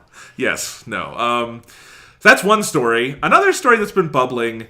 Bryan Singer, the director of the X-Men movies, Superman Returns. What's the Kevin Spacey movie where he's Kaiser Soze? The Usual Suspects. Yes. Yeah.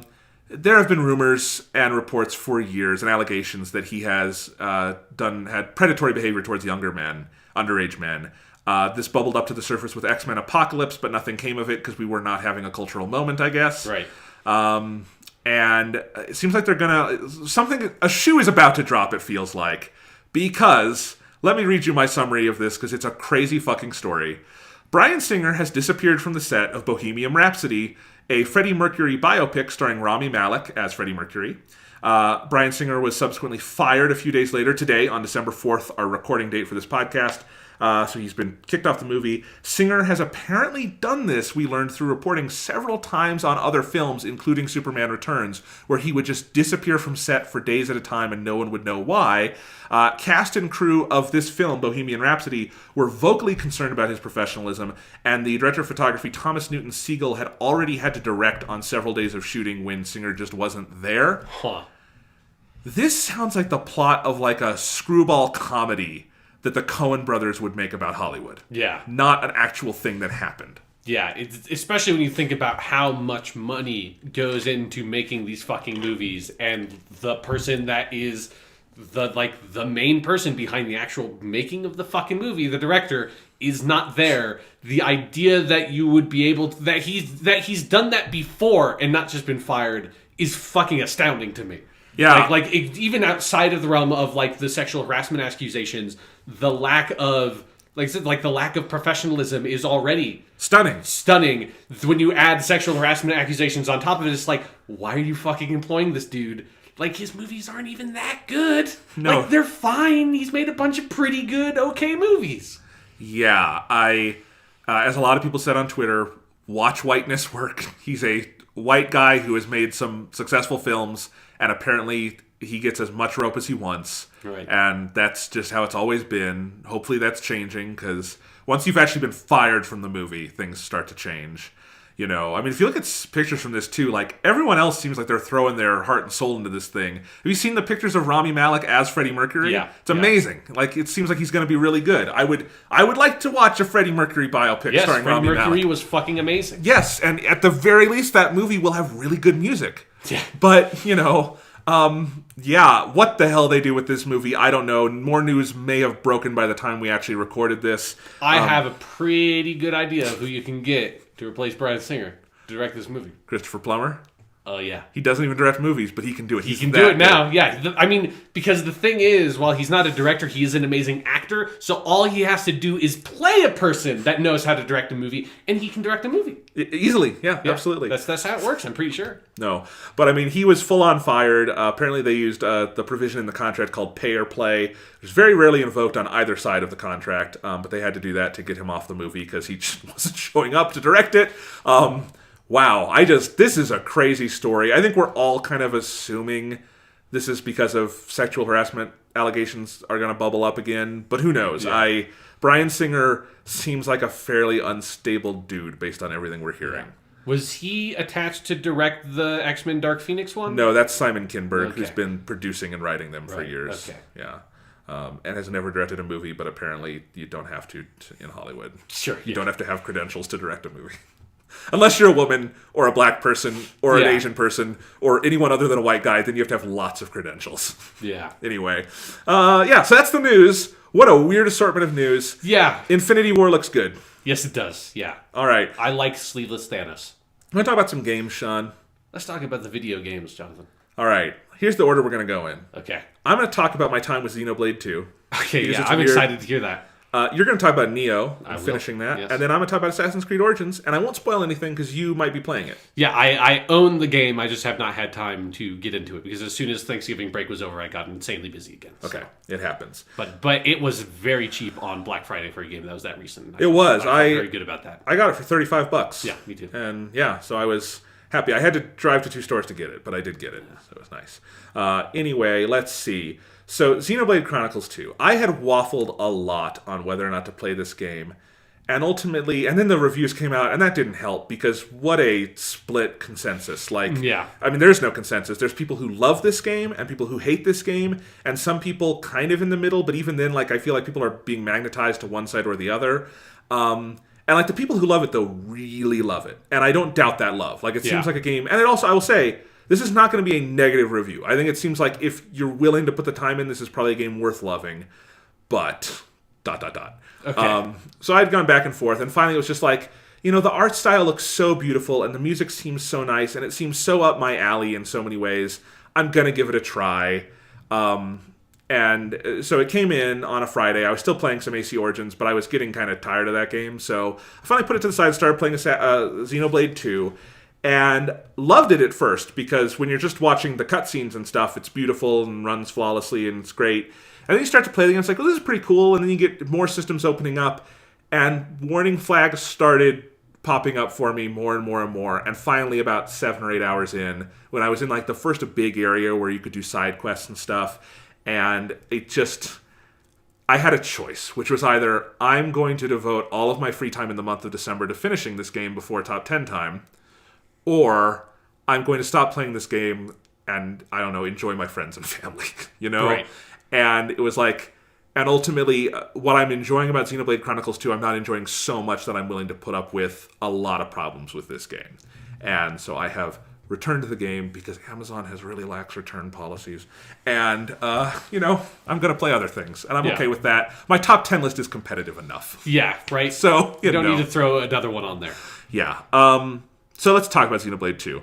The first thing you should know if you're considering buying this game, and this is so rare for a Nintendo game, and I know this is kind of second party, it's Monolith Soft, but it's fully published by Nintendo. Nintendo's name is in the opening credits, all that. It's a Nintendo game.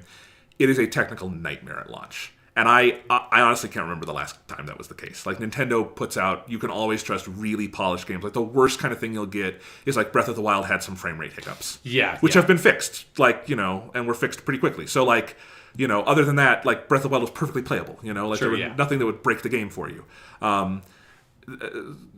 Xenoblade 2 is a game on a technical level held together with duct tape and prayer. And there's a lot leaking through the seams of the duct tape. And it starts out, and you're like, you don't notice it at first because the opening stuff is pretty, small, and there's a lot of cutscenes and stuff. But you realize, man, I'm used to more anti-aliasing than this. There's a lot of aliasing. I don't know if I could have told you what aliasing even was, but I watched this game, and everyone has a very fuzzy outline. And, okay, but I can put up with that, very beautiful art style.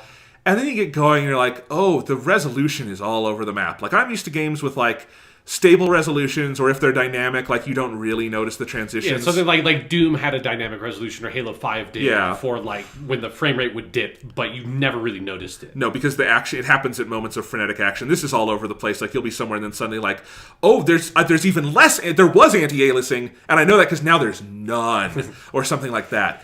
And then finally, a few hours, so the graphics are just all over the map. Like, I love the art style, do I love the character designs? I have seen some stuff. Some of the character designs are great. Some of them are very, very problematic. What I was going to say is characters' faces I really like, and how they're modeled. And I like their eyes. There's a really cool thing they do with the color of their eyes that I like. But we'll talk about other elements of the character design later. So all of that, I'm liking. But then, it's just so graphically inconsistent. It's hard. It looks like a PS2 game at best. And at worst, it looks like a poorly running PS2 game. And that's with your Switch docked on the TV. Mm-hmm. Because while in this first year of the Nintendo Switch, for the most part, Nintendo Switch games have run really well. And docked or undocked, they run very well. Sometimes you will notice differences, like Mario Odyssey and Mario plus Rabbids are two off the top of my head that you can tell do run in a noticeably lower resolution than when docked.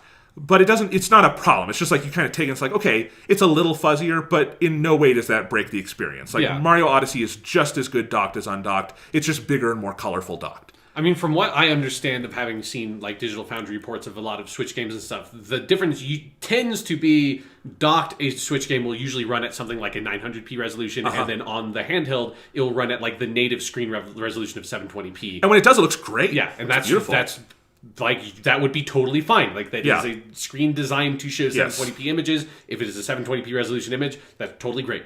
So finally, at one point, I was curious about this, and I took Xenoblade 2 out of the dock and played a handheld, and my jaw dropped because I thought something was wrong with the game.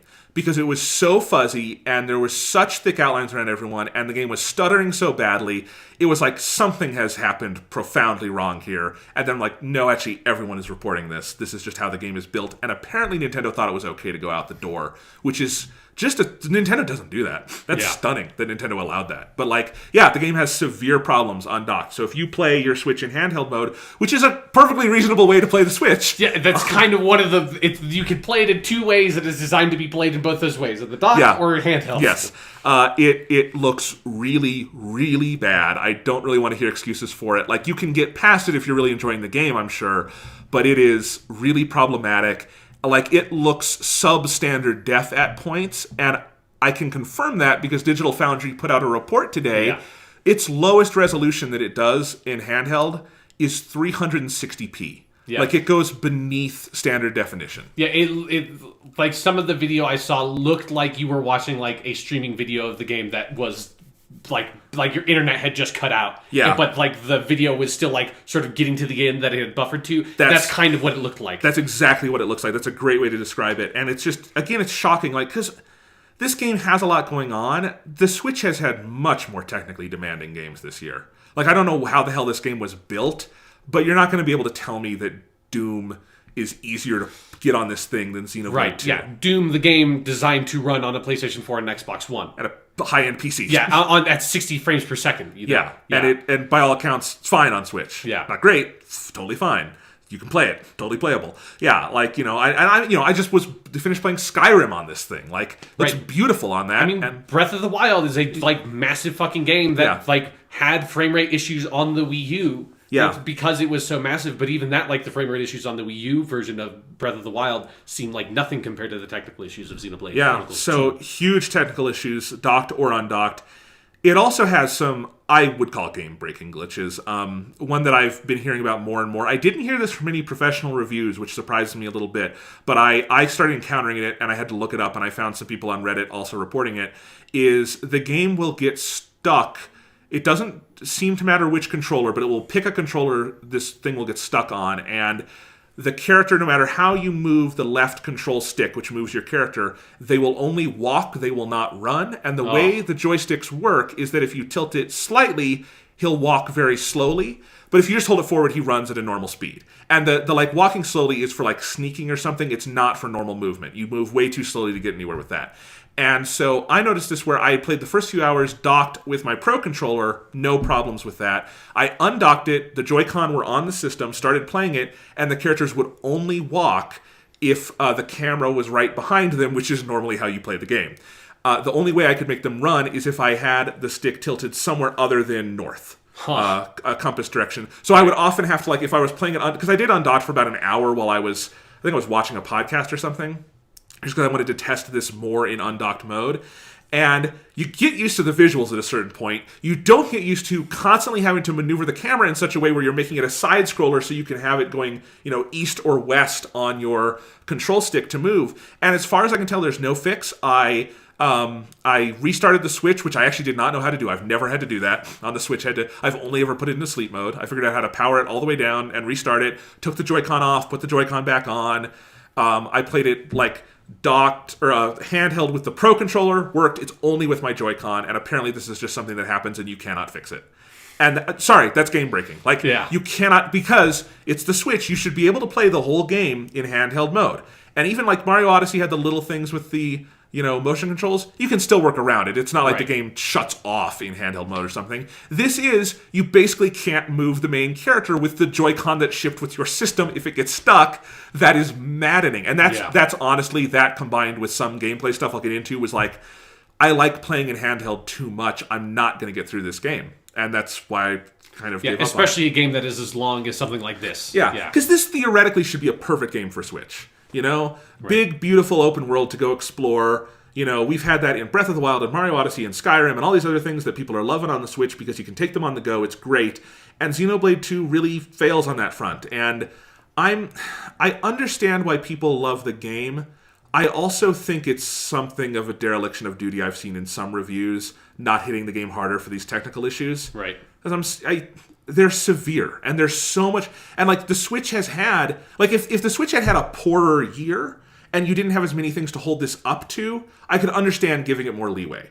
But there's no leeway to give. The Switch has had literally dozens of great titles already, whether they're exclusives or ports or whatever, and 99% of them run fantastically, especially considering the hardware. Yeah. This is not acceptable. And especially from Nintendo, which this is so out of character for them, it's not acceptable.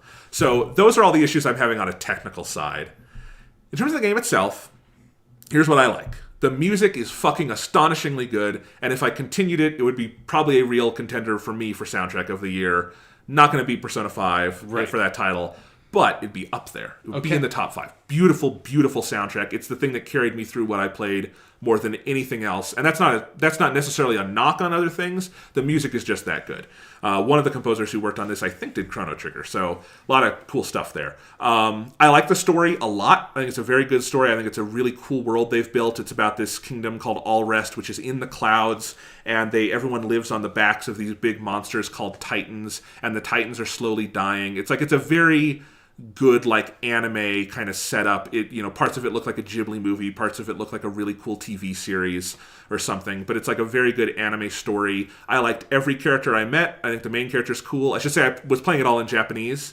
Right. And here, you know what? Here's another technical issue. Okay. The Japanese voice acting is phenomenal, and you should play it that way because I'm sure the English voice acting is fine, but it's British and weird and whatever. But the Japanese is there are pros in here. One of the main characters is voiced by Shigeru Chiba, huge name in Japan. You might know him as Emperor Pilaf in Dragon Ball Z. Yeah. He also played Raditz in Dragon Ball Z. But I know him. But Pilaf that's the real Shigeru Chiba, and he's literally doing the Pilaf voice for this character, and it put a smile on my face every time. So that's awesome. Lots of other cool, recognizable actors. The issue is the only things that are subtitled in the game, no matter how you're playing, is cutscenes, and I totally bought there are going to be some things you're not going to subtitle, combat chatter isn't going to be subtitled generally, and I'm fine with that. It's kind of industry standard, even though I think there should be subtitles for everything for people hard of hearing, that sort of stuff. It's just the kind of thing that sometimes I can understand, it would be very complicated knowing how to proc the subtitles depending on how the battle chatter works. But if characters are just running around out in the open world, there should be subtitles when they talk, and there aren't. And that's weird. And that's not just a knock for people listening in Japanese. I actually could understand the way a lot of the characters are talking. It's a level of Japanese I actually can understand, so I wasn't having much of a problem with it. But also, if you're playing in English and you're hard of hearing, you don't get those subtitles. So that alone, just feels like something went unfinished there as well. It does seem like a pretty good translation. This is not the Final Fantasy 15 scenario. Because the subtitles are obviously for the English localization, which is fine. They've changed some names, Pyra is actually Homura in Japanese. A lot of the names that are Greek sources. At least that that Homura de Pyra, that actually makes sense. No, there's a lot. Name change. There's a lot like that. There's another one that's I'm forgetting now, but I actually thought they were pretty clever name changes. Yeah. And then there was one that it's an untranslatable thing, so they found a fun way to do it, which is one character calls Rex, the main character, Aniki in Japanese, and in English they had to do it as he calls him Rex. And it's a pet name. And I think it's a good localization of what they're going for in Japanese, because you can't do Aniki in English. So, all of that's fine. You'll recognize it if you can hear it. But otherwise, I could consistently tell, okay, that's what they're talking about. That might not be exactly what they said. It's not Final Fantasy 15 where they just made a different game. Yeah, they just said, now what did these characters say? Now how can we put 20 puns into that sentence? Yes. What is wrong with, a pun every now and again is fine, my man. This is absurd. Yeah, but Final Fantasy 15 did have subtitles for pretty much everything. Yeah, when you were like you said, when you're running around in the open world in Final Fantasy 15, no matter where you are, and if Gladio or someone starts talking about some random bullshit, that is always subtitled in that game. So it's often inaccurate, but it's at least there. And again, if you're hard of hearing, which is I think priority 1, it's there for you. So that's a weird thing. But no, love the voice acting, love the characters, the character designs. Some of them are very good. I think a lot of the gear in the world is cool. I like Rex's outfit and stuff. Pyra or Homura, her boobs are bigger than her body. They're and the proportions are all over the place, from cutscene to cutscene too. And it's just she's actually kind of an interesting character. I really like her facial design and the red hair and all that. But then you'll be in a scene where her boobs are a foot past her head. And I'm not kidding about that. And I can't take any of it seriously. Yeah. Japan, you're weird. It was something of I have a super high tolerance for that stuff. You have to watch the stuff that I watch. And usually I'm more or less fine with it, because a lot of times I think that there's something more going on there, and in the best stuff, there's something going on there of why you'd use that character design. Obviously, there's lots of stuff that's not the case, but bad media is bad media. But yeah, some of the fucking shit I saw in this game when I was just kind of curious about it. There was one screenshot I saw of a character design that I literally at first thought that someone had posted a screenshot from a pornographic video game to use as a comparison to say that, like, this is what these are like, and they're like, oh wait, no, that's actually a screenshot from one of the characters from this game. Like, it is legitimately that bad. It looked way worse than the average, like, sort of like fan service anime female character design. It's super problematic. There's no way to take Pyra seriously, and she's your co-lead. And yeah, once you zoom out from her face, she's completely naked on the back except for like underwear that's practically a thong, and then giant, like humans cannot have breasts, these big breasts. And it's not even marginally related to her character. Like, not even in the slightest. So it makes no fucking sense, and it's just distracting, but whatever. Move past that for a second. Right. Put that on the table. I don't know what to do with it. So I was liking the story, liking the pace. I was enjoying the cutscenes. Like, you know, it when you're watching the cutscenes, it plays like a pretty good anime and all that. So I was maybe in for the long haul on some of those things, other than the character design with Pyra and some things like that I think derail a lot of the experience. What was bothering me about the game is that I think it's a super unfriendly game to players. It has tutorials that are very good built in, except that once you go through them, you can never access them again. Okay. And a lot of the systems are very complex, and it needs like a thing in the system menu where you just find your tutorials. It feels like, again, a level of polish other Nintendo games would have. But it's not there, so you're kind of left to your own devices a lot of the time to figure stuff out. And I felt I had the hang of everything that was being introduced to me, but it's a lot of stuff. And there would be times when they would be explaining, like, blade combos and crystal core combos and in the battle system, and my eyes would just glaze over because it's like, I can't do it. Like, I know people like this battle system. To me, the sign of a good JRPG battle system is that you can give me like the one sentence pitch on it. Right. Even if it gets super complex. Like Persona and Digimon Story, which I think are two of the best JRPG battle systems, and we've talked about them extensively. Mm-hmm. You can actually probably give a good one sentence pitch for each of those, and they're like easy to learn, hard to master. That should be kind of the goal. And just a lot of depth, but the surface should be accessible. The surface is very inaccessible, and in the early going, the battle system is a colossal bore because it's all auto attack, and you start to get introduced to the things you do as a player for input, but it's just so convoluted, and it involves so many different things you have to keep track of, and it was just, I saw that, and I just saw like the next 90 hours, right, and I was just like terrified of it. So that's an issue. I like the writing out in the world, but you go get your quests. And then the only way to indicate quests, a lot of people have complained about this, is there's a Skyrim-esque compass at the top of the screen, and there's your quest indicator, and you think, okay, that's fine, send me that way. Oh, now I'm here, I can't really figure out where it is. Let me open my map. Oh, this game has no map. This game has no map.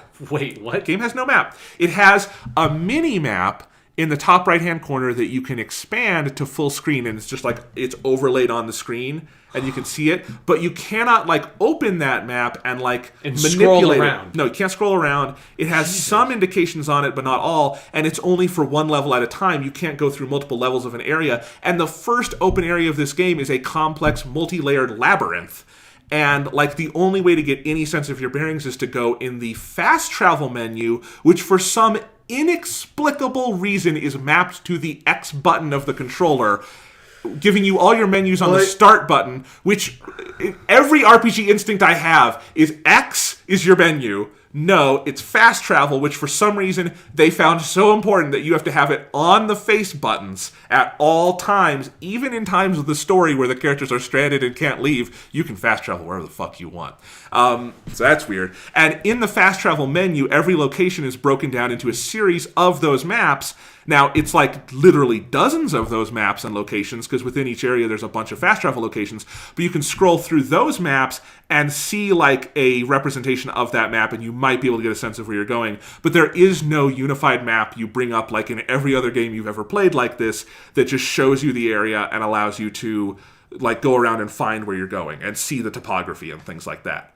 Now, I had not heard that. That was something that apparently I had missed. You just blew my fucking mind. I didn't know it was possible. This seems of all the kinds of games that need a fucking proper map screen, Xenoblade Chronicles 2, from my outsider perspective, seems that would be one that's yes, that has got to have a fully featured map screen. There is no way you could get away with making a huge open world-ish RPG like that and not have a map screen. That'd be like not having map screen in fucking Skyrim. It would be insane. Yeah, it would be insane, Sean.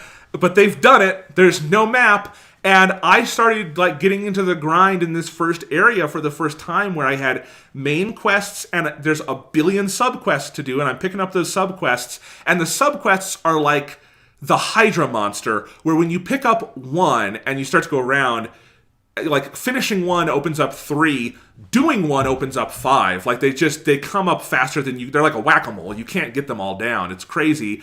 And all of these are now bunched up together on your horizontal compass at the top of the screen. Oh, yeah. And sometimes there's so many indicators on and you can't turn some of them off that like you don't know which one is which and you can't see where you're going. And you can't open a map screen clarify and put a waypoint down and be like, this is the one I want to go to. And that combined with all the technical issues was just like, and that I wasn't feeling the battle system, and that there were a lot of things that I thought, clearly this is going to get better, this is going to get interesting, but do I want to put in the work? And when you start to see like, this is a game where I would want to pick up some side quests and go adventure and have fun, but good God, it's making me work for it way more than any game in the year 2017 should.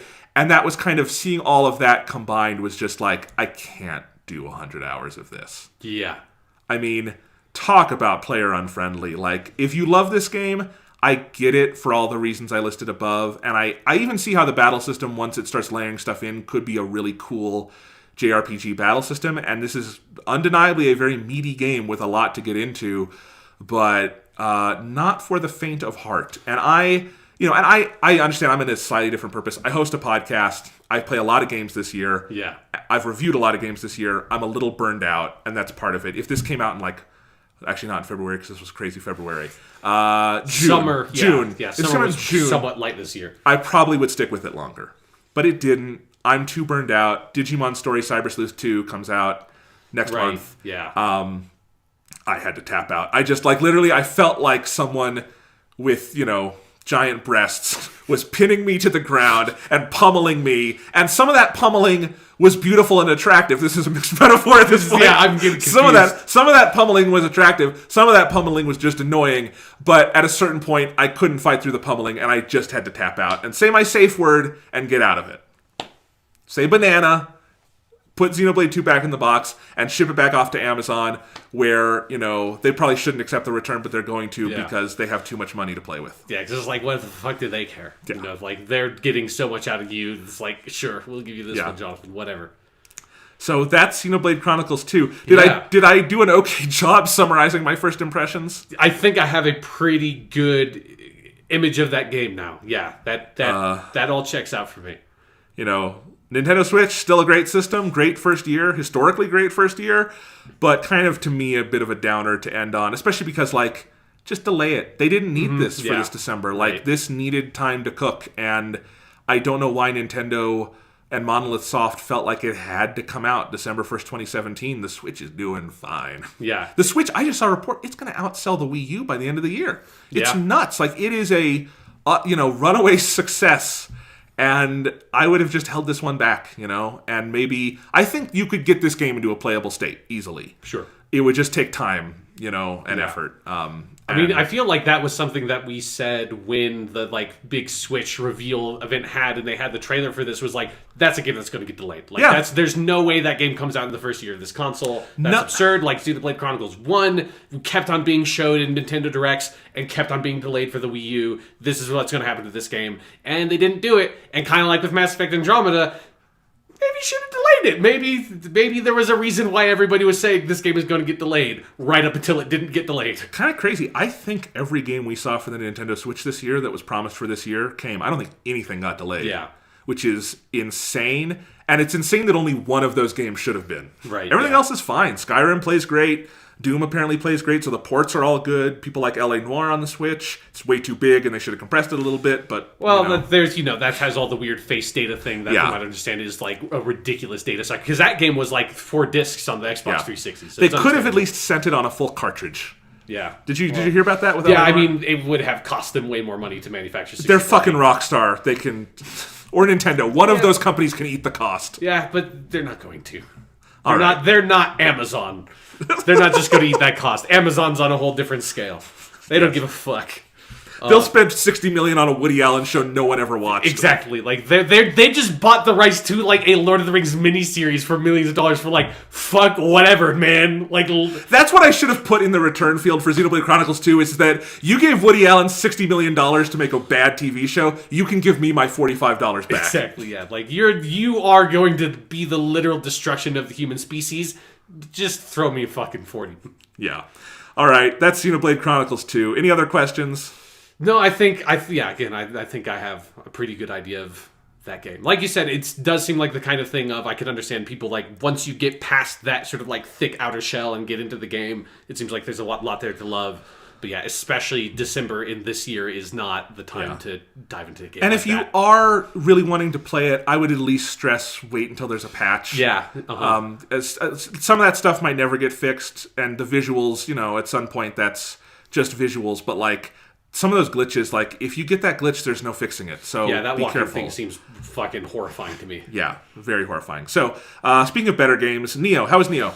Nioh's really, really fucking good. Nice. Yeah, like Nioh has been a really great game for me for like this, because I basically played it over the course of like a month or something now. Yeah, because I kind of have been like switching off between that and Hatsune Miku, which has been like two really like polar opposite games, but two like perfect games for right now when I have been like so busy over the course of November doing all this stuff, dealing with annoying shit like getting this cold that I've had for the past couple of days, and like the toilet incident we talked about on an earlier podcast. Like, if you haven't heard that podcast, you don't know what Sean's talking about. And the toilet incident is a great summary. Yeah, and it's just like it's just been a weird, crazy fucking month for me, and it's been nice having like Hatsune Miku is my like total zone out game, and then Nioh is my like fucking I'm gonna do this game. Eye of the Tiger. Yeah, exactly. Eye of the Tiger, like rise above everything else. It's my like I crush myself and then lift myself back up to like newer heights, which is kind of like, it's that sort of Dark Souls-y difficult kind of thing, but with I think a more sort of sophisticated action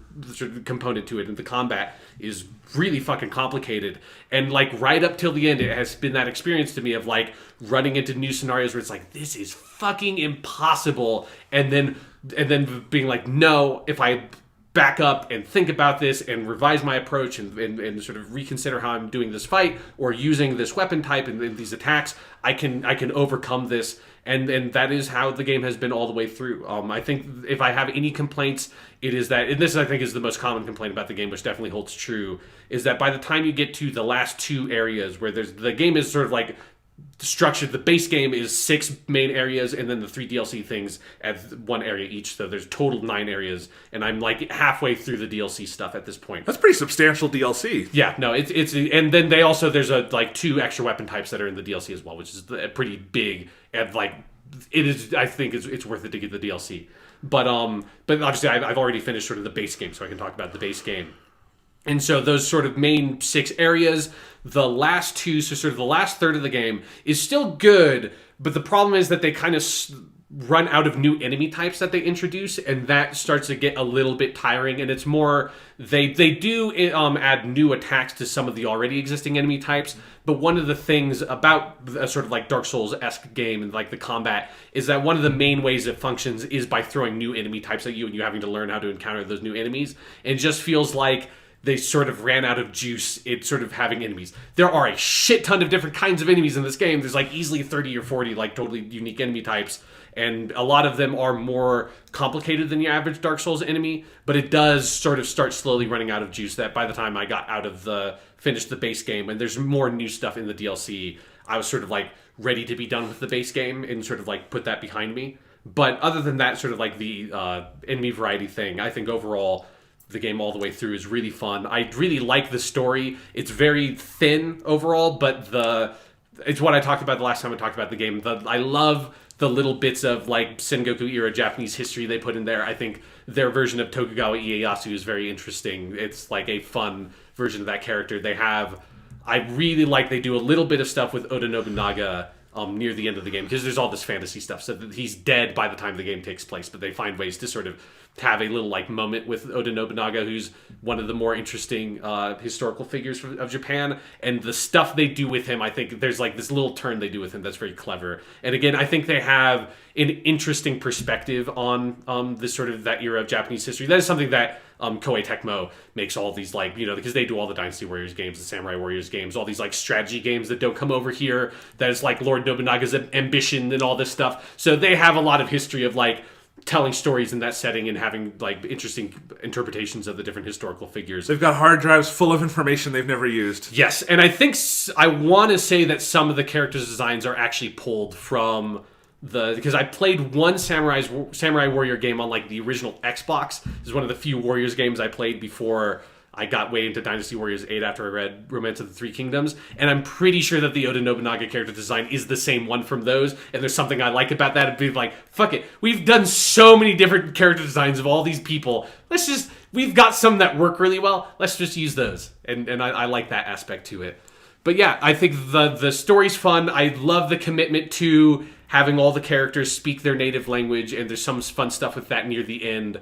In the character, like the very sort of broad character arc for our noble Irish samurai William Adams is very fun.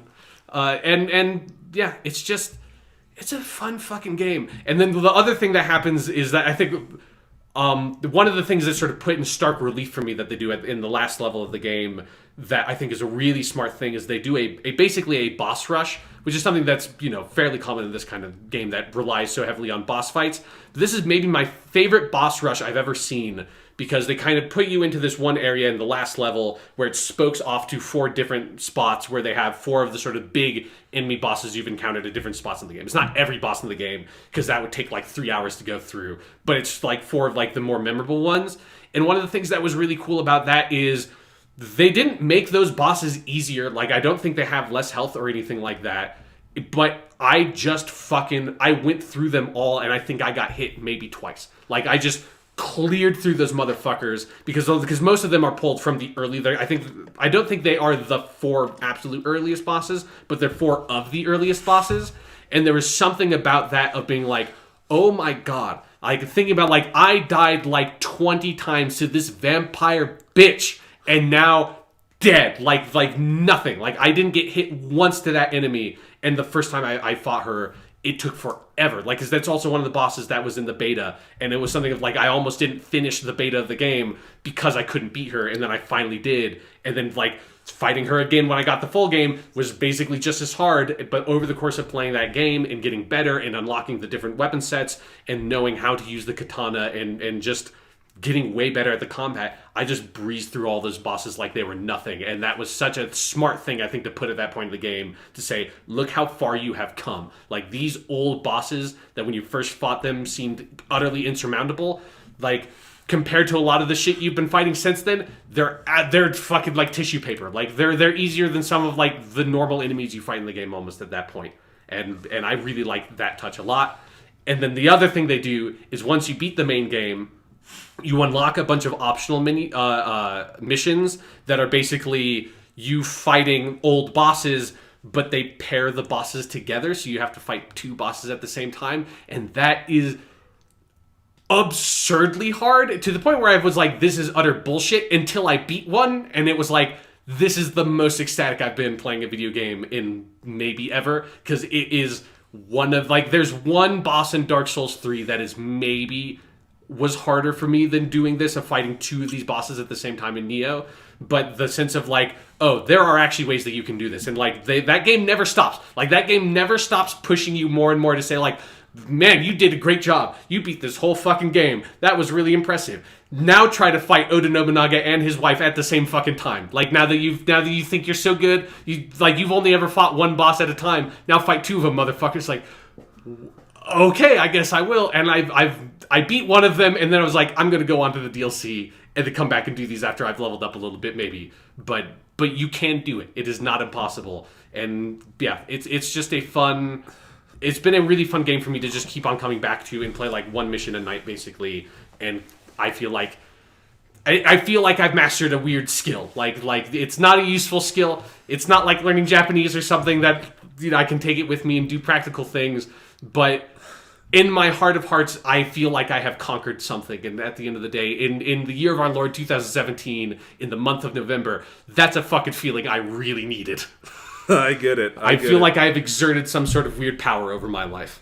I get it. Nioh is a good game to provide you that experience. I'm very glad you love this game. Yeah. It sounds like my kryptonite in some ways. Yeah, I don't think it's a game for you. I like all the story and culture stuff does, the background, but like, you say the words boss rush and I get hives. So anyway, but that's why we have 2 podcast hosts, exactly. not one. Yeah. Yeah. No, I'm glad we could cover that because I don't think enough people are talking about that game. That's cool. Yeah, it's awesome. All right. A game that people talked about for about a day, but it came out on the same day as Wolfenstein 2 and Super Mario Odyssey, 2 of the most acclaimed games of the year. Yeah. And so no one's talking about this game anymore, is Assassin's Creed Origins. Yes. And I have had a journey with this game, Sean. If we had recorded this podcast last week, if we had done one last week, and I would have been playing it for 2 or 3 days at that point, and I mainlining it for 2 or 3 days, I would have been so cloud 9 over the moon for this game. I loved the setting and the characters, and I thought they'd made such smart improvements to the combat and to the quest system and the way they laid out the open world. Background, I love Assassin's Creed 4 Black Flag. Right. One of my favorite open world games. Came out the same year as GTA 5. It's a better fucking game than GTA 5. Definitely, yeah, absolutely. And should be spoken of in a higher volume than that. And since then, Assassin's Creed just didn't attract me. I actually bought Unity, and it came the same day the reviews came out, and I just slipped it back in the envelope and shipped it back off without opening it, which at least is a fair way to return games. Yeah.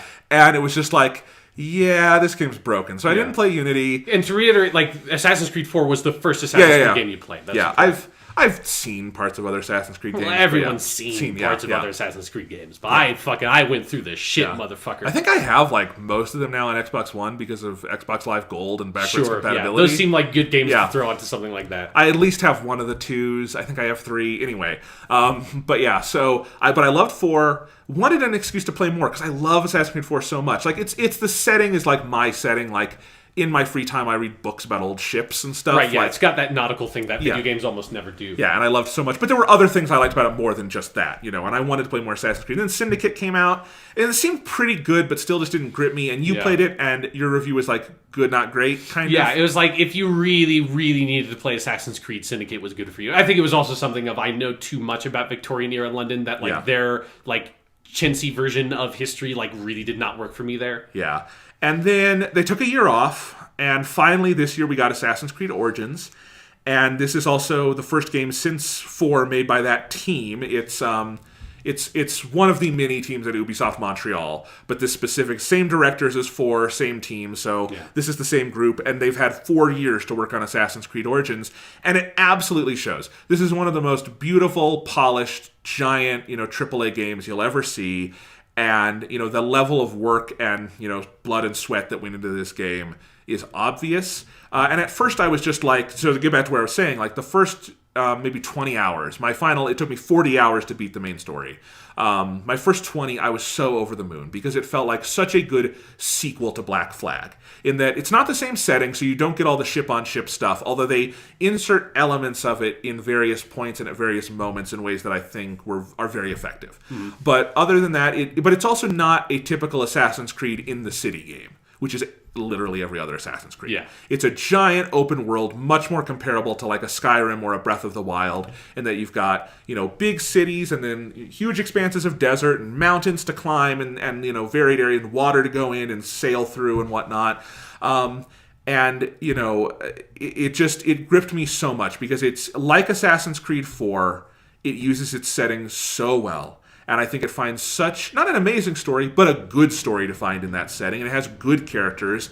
And this one also, I think, does an even better job than 4, which, again, is the only one I have extensive experience with, of really imploring you to go explore and play in the world. It's not just the main quest line. There's a lot of other stuff to do. It's not going around and collecting feathers. They've gotten much better than that. It's a lot of side quests and, substantial things that level up your character. They've added a whole RPG leveling system to the game. The combat system is 100% reworked, actually. It's all new. And I think it's very, very good. I'll tell you what my problems are with it in a little bit. Focusing on my first 20 hours right now. I was loving that, and I was very into it, going around through the world and playing and seeing this beautiful version of ancient Egypt they've played, and having that same kind of feeling as with Assassin's Creed 4, where it's No game has ever done this. Yeah. No one does nautical games. No one does ancient Egypt games. This is so cool. And, like, the height of the game to me was getting to the pyramids of Giza and doing the climbing puzzle to get to the top of it and seeing the whole world and then jumping off and going and doing a tomb underneath, which borrows very liberally from Uncharted and Tomb Raider. But, hey, sure. It's ancient Egypt. They can do that. Yeah. I mean, Uncharted fucking stole from ancient Egypt. Yes, exactly. And all their cool, like, tombs and crypts and shit. Yes. How has Nathan Drake never been to ancient Egypt? He probably Yeah. has. But anyway. Doesn't he in Drake's Deception? Anyway, doesn't matter. Yeah, so all of that was so cool. And I was really enjoying this game. And then it kept going. And it kept going. And it kept going. And at one point, like 35 hours in, I opened up my map and I scrolled all the way out. And I realized I had seen so much of this game. I had cleared so many forts. I had done over 100 side quests because there's a counter. I had seen so many oases. I had killed so many animals and made so many pelts. And I had upgraded my weapons so many times and got so many new weapons and done so many fucking things. And I don't know if I'd seen even half the map yet. I beat the game last night and I thought I was done with it. And I still kind of wanted to polish some things off. So today I was listening to a podcast and kind of relaxing before I had to go to work and then come to this podcast. Played another 2 hours, played a bunch more of areas I hadn't done yet, after I'd beaten the game. Pulled the map out. There's still like 6 or 7 giant regions I haven't been to. Assassin's Creed Origins is too fucking big.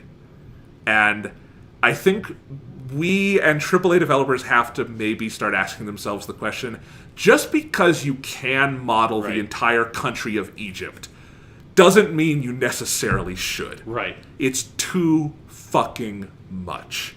And Assassin's Creed Origins actually, if it did nothing else for me, and I do like this game, and my overall thought is a recommendation because for $60 you get your money's worth. Right. If, it's got a lot in it. Even if, and maybe just don't finish it. Maybe play it until you're bored, whatever. Or don't play it all in a week like I did because you're crazy. Right, yeah. That could also be part of it. I mean, that's definitely a compounding factor, but it's not the main thing. It did also throw into stark relief for me things I've loved about other open world games that I think do this better. Namely, for me this year, Zelda Breath of the Wild, which has a really big world. But, Breath of the Wild is a game where I play that and I get to know that world. Because it's not a million indicators on my screen telling me where to go. It's not a million quest items, sending me to different places. It really is asking the player to explore and go on their own adventure. And so, I've played about 130 hours of Zelda on my play clock. And, after all that time, if you asked me how to get from one spot on the map to the other without pulling out my map, I could do that in Breath of the Wild. And I think in the best open world games, you get that feeling. For all I shit on Grand Theft Auto 5, it's a good open world. Oh, absolutely. And if you asked me how to get from, the airport to Trevor's house without opening my map, I could do it because you get a sense of it, and the game isn't so relentless with throwing stuff at you and isn't so content heavy that it actually reaches this weird arc where it's too content heavy. And that's what a good open world game design does. And I think Assassin's Creed Origins still feels like kind of an uncomfortable marriage of, the general Ubisoft house style, which is very polished and, very big, and they want you to have your money's worth, and they throw so much at these games. Yeah. But also, this is a bigger game than Ubisoft has ever made. It's just so fucking huge, and I don't think it can quite support itself, because everything that's good about it runs out of steam at a certain point. And the last 15 hours or so of my playtime were just a slog.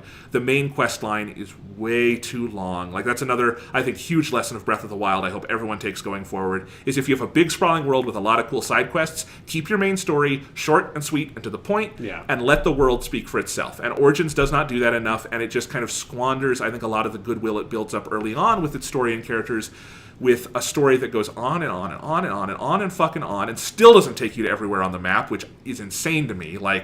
How? Right.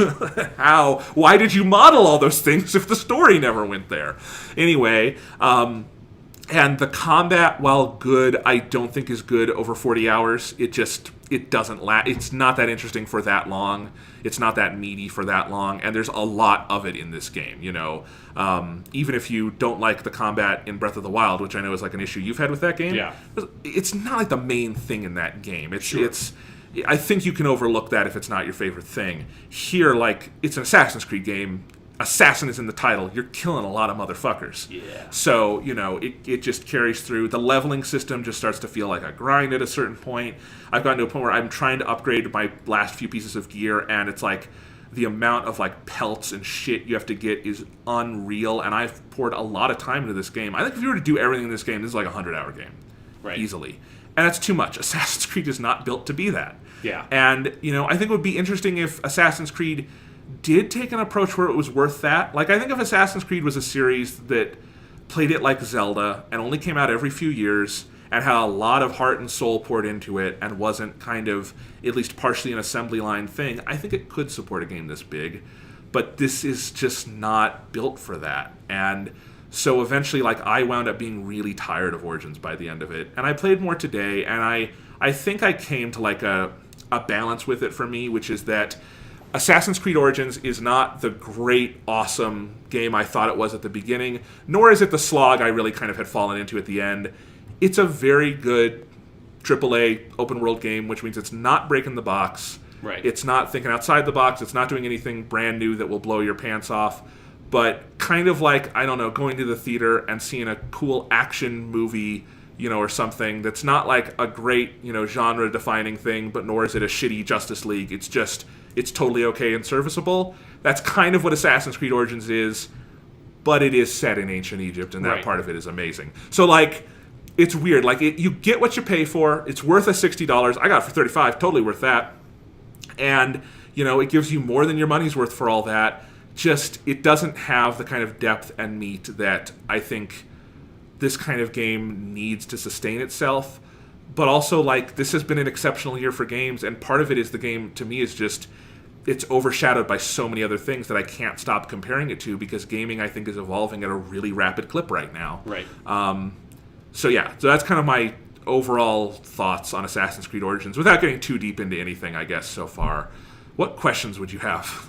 I guess, want to know about. So one of the things is, how is like the stealth stuff in the game? Because that is something that Assassin's Creed has always been really weird about for me, is that, like, I don't want it to be Splinter Cell, but it seems like that game has that franchise has always wanted to do stealth stuff, and typically has kind of never put much in it, in the way that, like, I think Syndicate, or maybe it was Unity, was the first one that allowed you to crouch. It's like, it took them a long time to get to, if we're going to have some element of stealth, you should be able to crouch. So that was this one. You can crouch in this game. Good.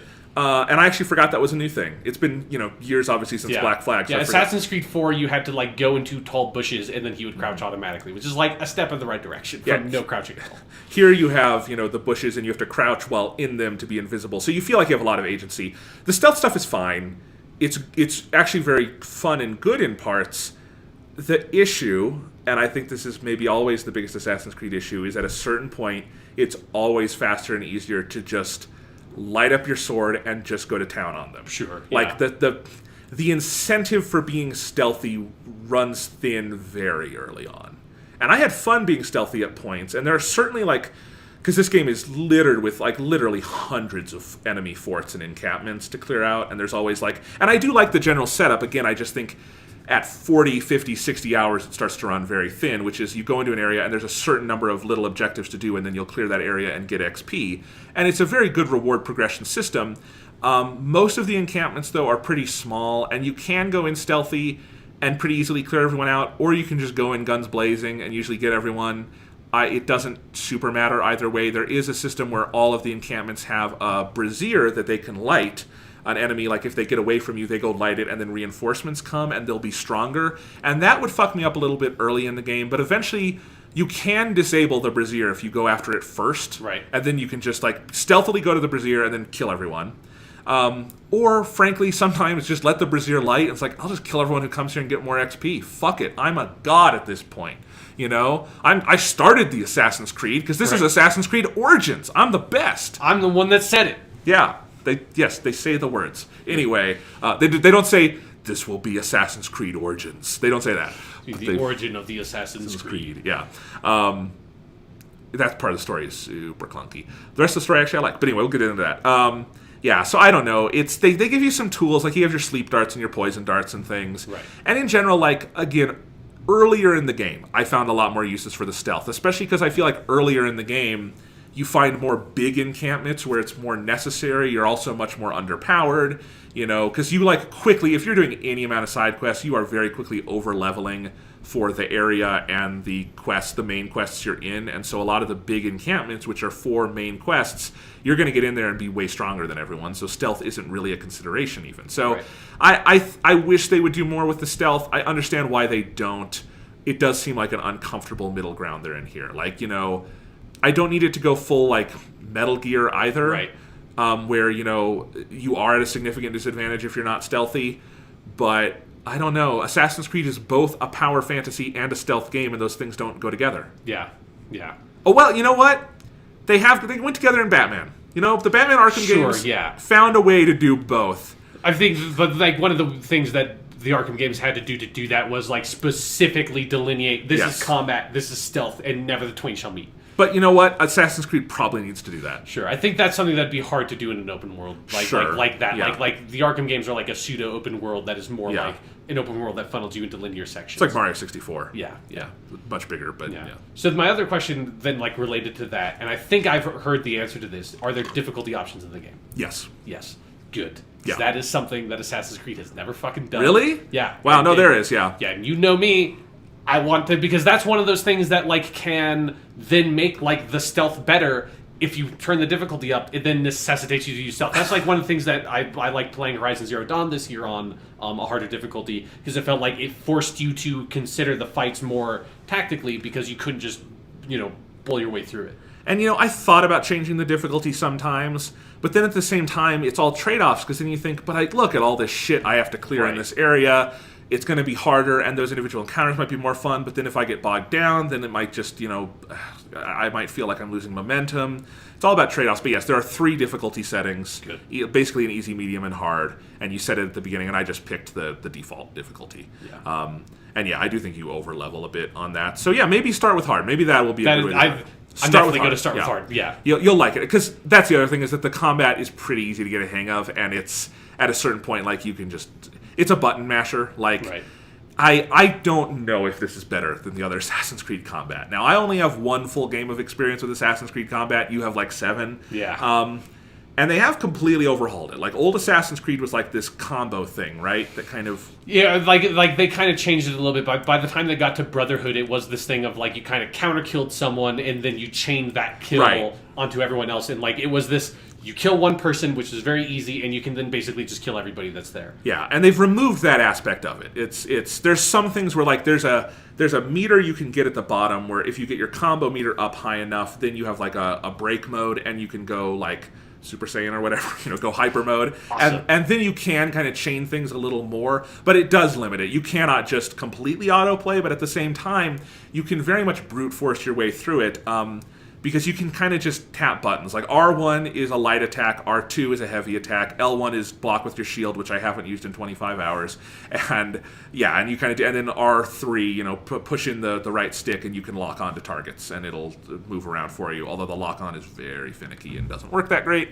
I do like the assortment of weapons. You have your normal things like swords and dual swords and stuff, but also because it's ancient Egypt, you have giant fucking scepters that are just like rods that you blunt force trauma people to death. And I always had a scepter as my primary, and then maybe a sword as my secondary, because it is very fun. And I found early on in the game a legendary scepter, because all the weapon system is actually a lot like Destiny, where they have 3 color levels corresponding regular, rare, legendary. And your goal is obviously to get the legendaries, and then once you have legendaries, you can upgrade them. So if you get it at a lower level, you can bring it to your level. So all of that is actually very well fleshed out and everything. But I got very early in the game a legendary scepter that is on fire and lights enemies on fire, and I've never looked back. I've used it the whole time. It is very fun. And even if the combat is a little shallow at points, it's still cool to just hit, and then they go, ah, and they're on fire and rolling around. It's fun. Yeah, immolating people. It's a fun little time. Yes, it's Egypt. What would it be without a few immolations? Yeah. So yeah, that's the combat. I liked it. Again, I think after 40 hours, I was very tired of it. Yeah.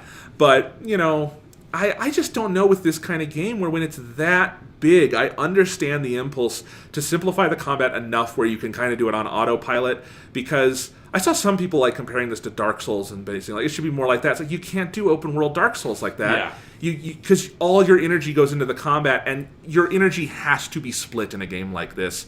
I think it's a tremendously tough balance to hit. I don't know if any open world game has completely nailed it, but like I think it errs a little too much on the shallow side for me by the end. Like, because there's no significant innovations with it as you go along. Right. You can get more abilities in your skill tree and whatnot, but it doesn't fundamentally change anything. And yeah, you can. I have a tendency to button mash when the game doesn't give me incentive to do otherwise.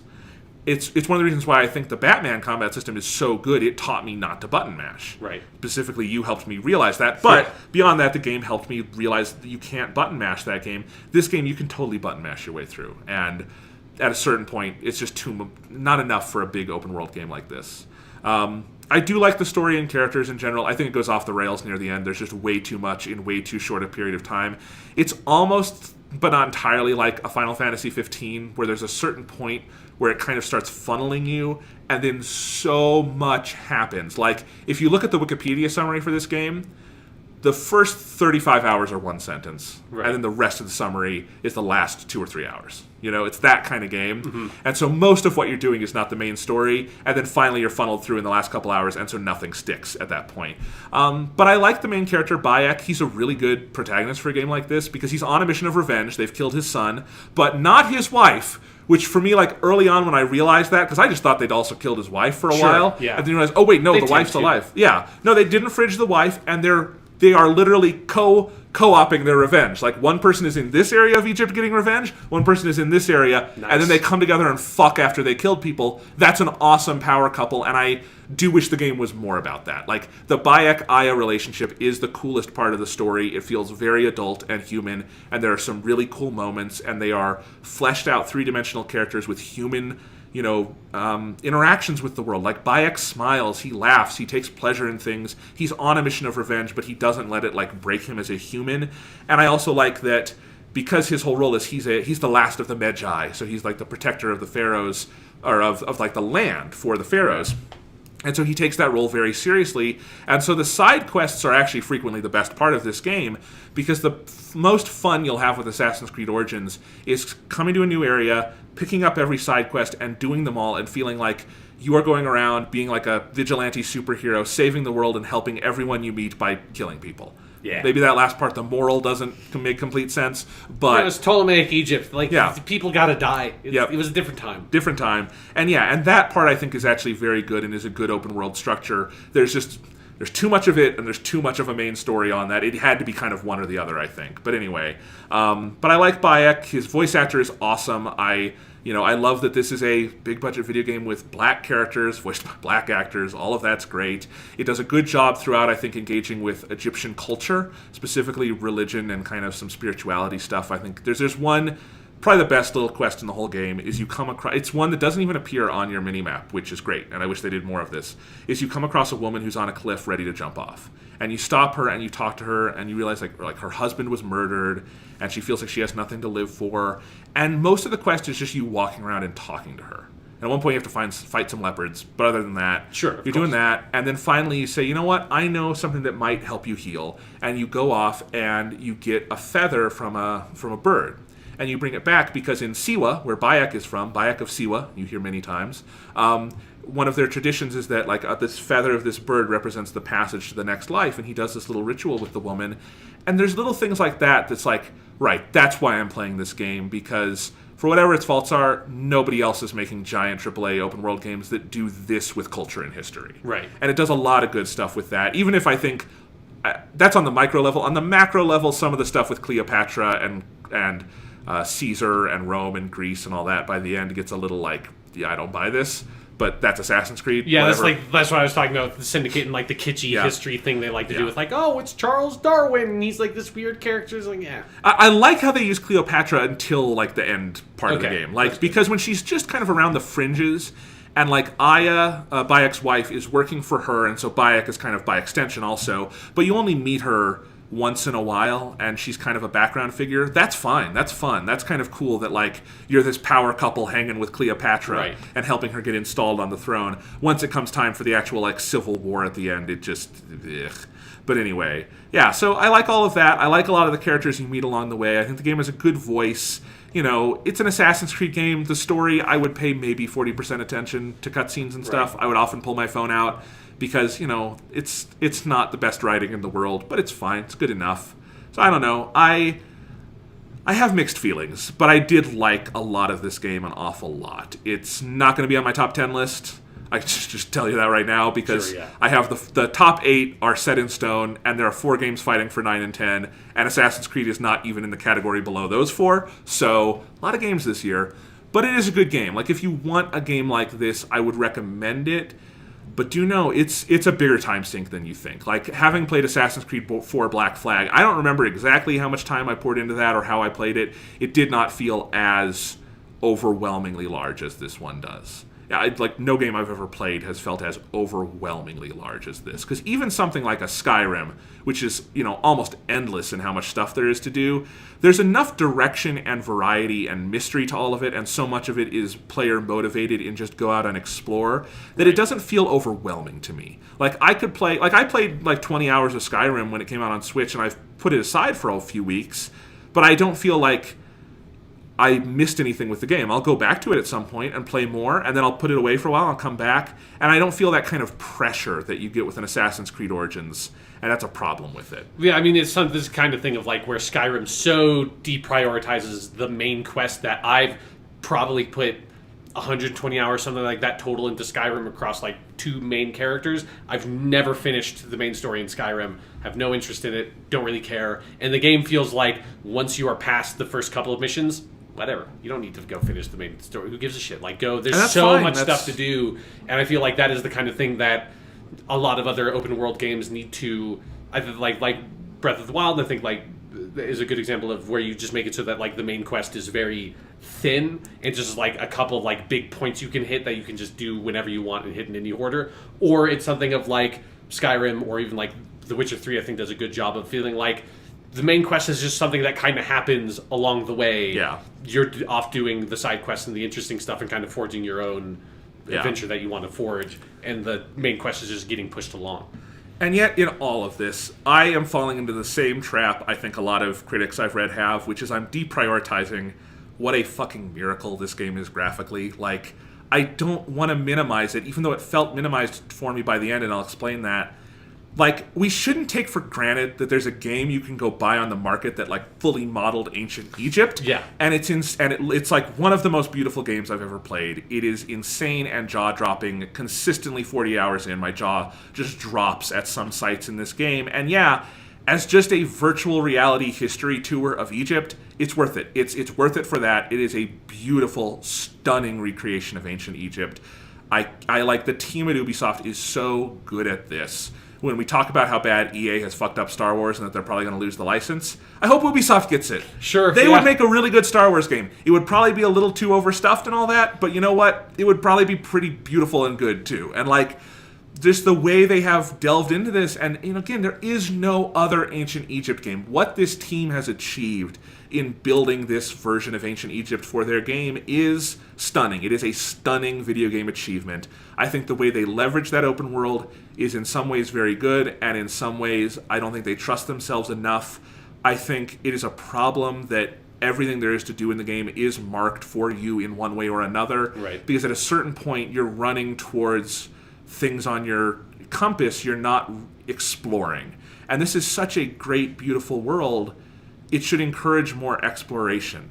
I still think the world is too big. I think they went too far. Again, you should never play this much of an open world game and have seen so little of it comparatively. But it's also like you're never compelled to go back to areas or to go back around. It's like you're always moving forward to new stuff. And at a certain point, the game, I think, makes its own magic benign through that. Like it desensitizes you to its own world by constantly pushing you forward. You know, again, back to Breath of the Wild, the best thing Breath of the Wild does is just set you loose and let you go have an adventure and go wherever you want, and you get to know that world on your own terms, and it means something, and it sticks with you. And Assassin's Creed Origins doesn't trust itself enough to do that, and that's too bad, because they're really good at building the world part of an open world game. I just don't know if all the other stuff is married to it perfectly. Right. But at least, like you're saying, for me, the thing I want Assassin's Creed to do is what they have done. Of like, I want cool Ptolemaic Egypt. Like, I want to run around in that world. I want to like be there. I want to see their stuff. And that's why I've been so frustrated with the direction of Assassin's Creed for a long since like 2013 or something, of just being like, we're moving through like the canonical Western history settings of like, we're doing revolutionary America, and then they took the fun detour with the pirates, and it's like, now it's like French Revolution, and it's Victorian London. It's like boring. Like, I've seen these settings in so many things. Do fucking Ptolemaic Egypt. Like, forget video games. You just don't see things set in Egypt almost ever. It's super rare. It's an incredibly fascinating setting and period of history. I want them to do that. I'm glad they've done that. I'm very excited to play it. And I think you'll enjoy it. Like, just set expectations, right. You know, like... I have my expectations set for Assassin's Creed appropriately, my friend. I know. Do not get me wrong here. I know, but it's... I want the series to rise above its own station. Because it has so many elements that are transcendent, and I wish the end product could be. It's not. Maybe it one day will be. Who knows? Assassin's Creed Origins, it's a solid B+. I don't know. It's good. Sure. I liked it. I didn't love it. I thought I might. In any case, speaking of Assassin's Creed, Sean. Okay. I forgot to do this at the top of the show. So I did some Black Friday shopping this year. Okay, yeah. And I actually, when I went to Best Buy to buy Assassin's Creed Origins, they didn't have it. I had to go across the street to Target to get Assassin's Creed Origins. But I did notice they had an Assassin's Creed related thing for about $3. And $3 is nothing.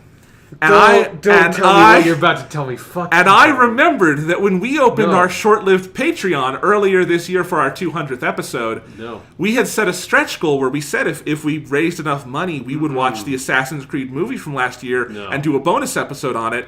And we never got to do that. But this thing is, Black Friday is around Thanksgiving, and I thought about what I'm thankful for. And I'm so thankful for you listeners. This has been the biggest year of our show so far. The most listeners, the most episodes. It's been an amazing year, and I think we owe something to you that we haven't given you. And so, Sean, I own now the DVD of Assassin's Creed starring Michael Fassbender. I'm handing it over to you right now. And at some point in the next few months, we're going to watch this and do an episode on it for a rainy day. You didn't even get it in fucking... Blu-ray? The Blu-ray was $6. This was $3, and it came with a digital HD code, so I do have it in digital HD. Okay. Yeah. But yeah. The Abstergo logo is on the spine and everything. Yep. So, listeners, that's my surprise. That is my Thanksgiving and Christmas present to you, in addition to the show, which we do for free. At some point, we're going to watch this shitty movie, and we're going to talk about it. I want to make it 100% clear. I did not know that this was happening.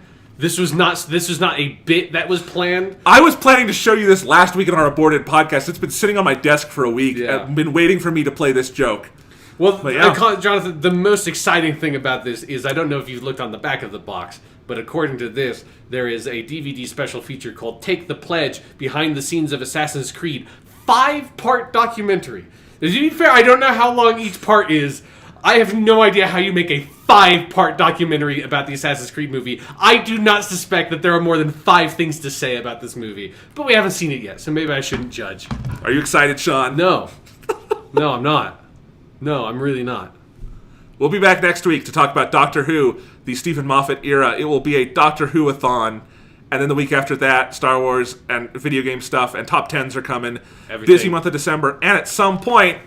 Assassin's Creed bonus episode. Booyah. Now this fucking guillotine is hanging over our necks until we get it done with, and we're not going to be able to do it before the end of the year. This is what our Christmas break is now. He's waiting to watch this fucking movie, you asshole.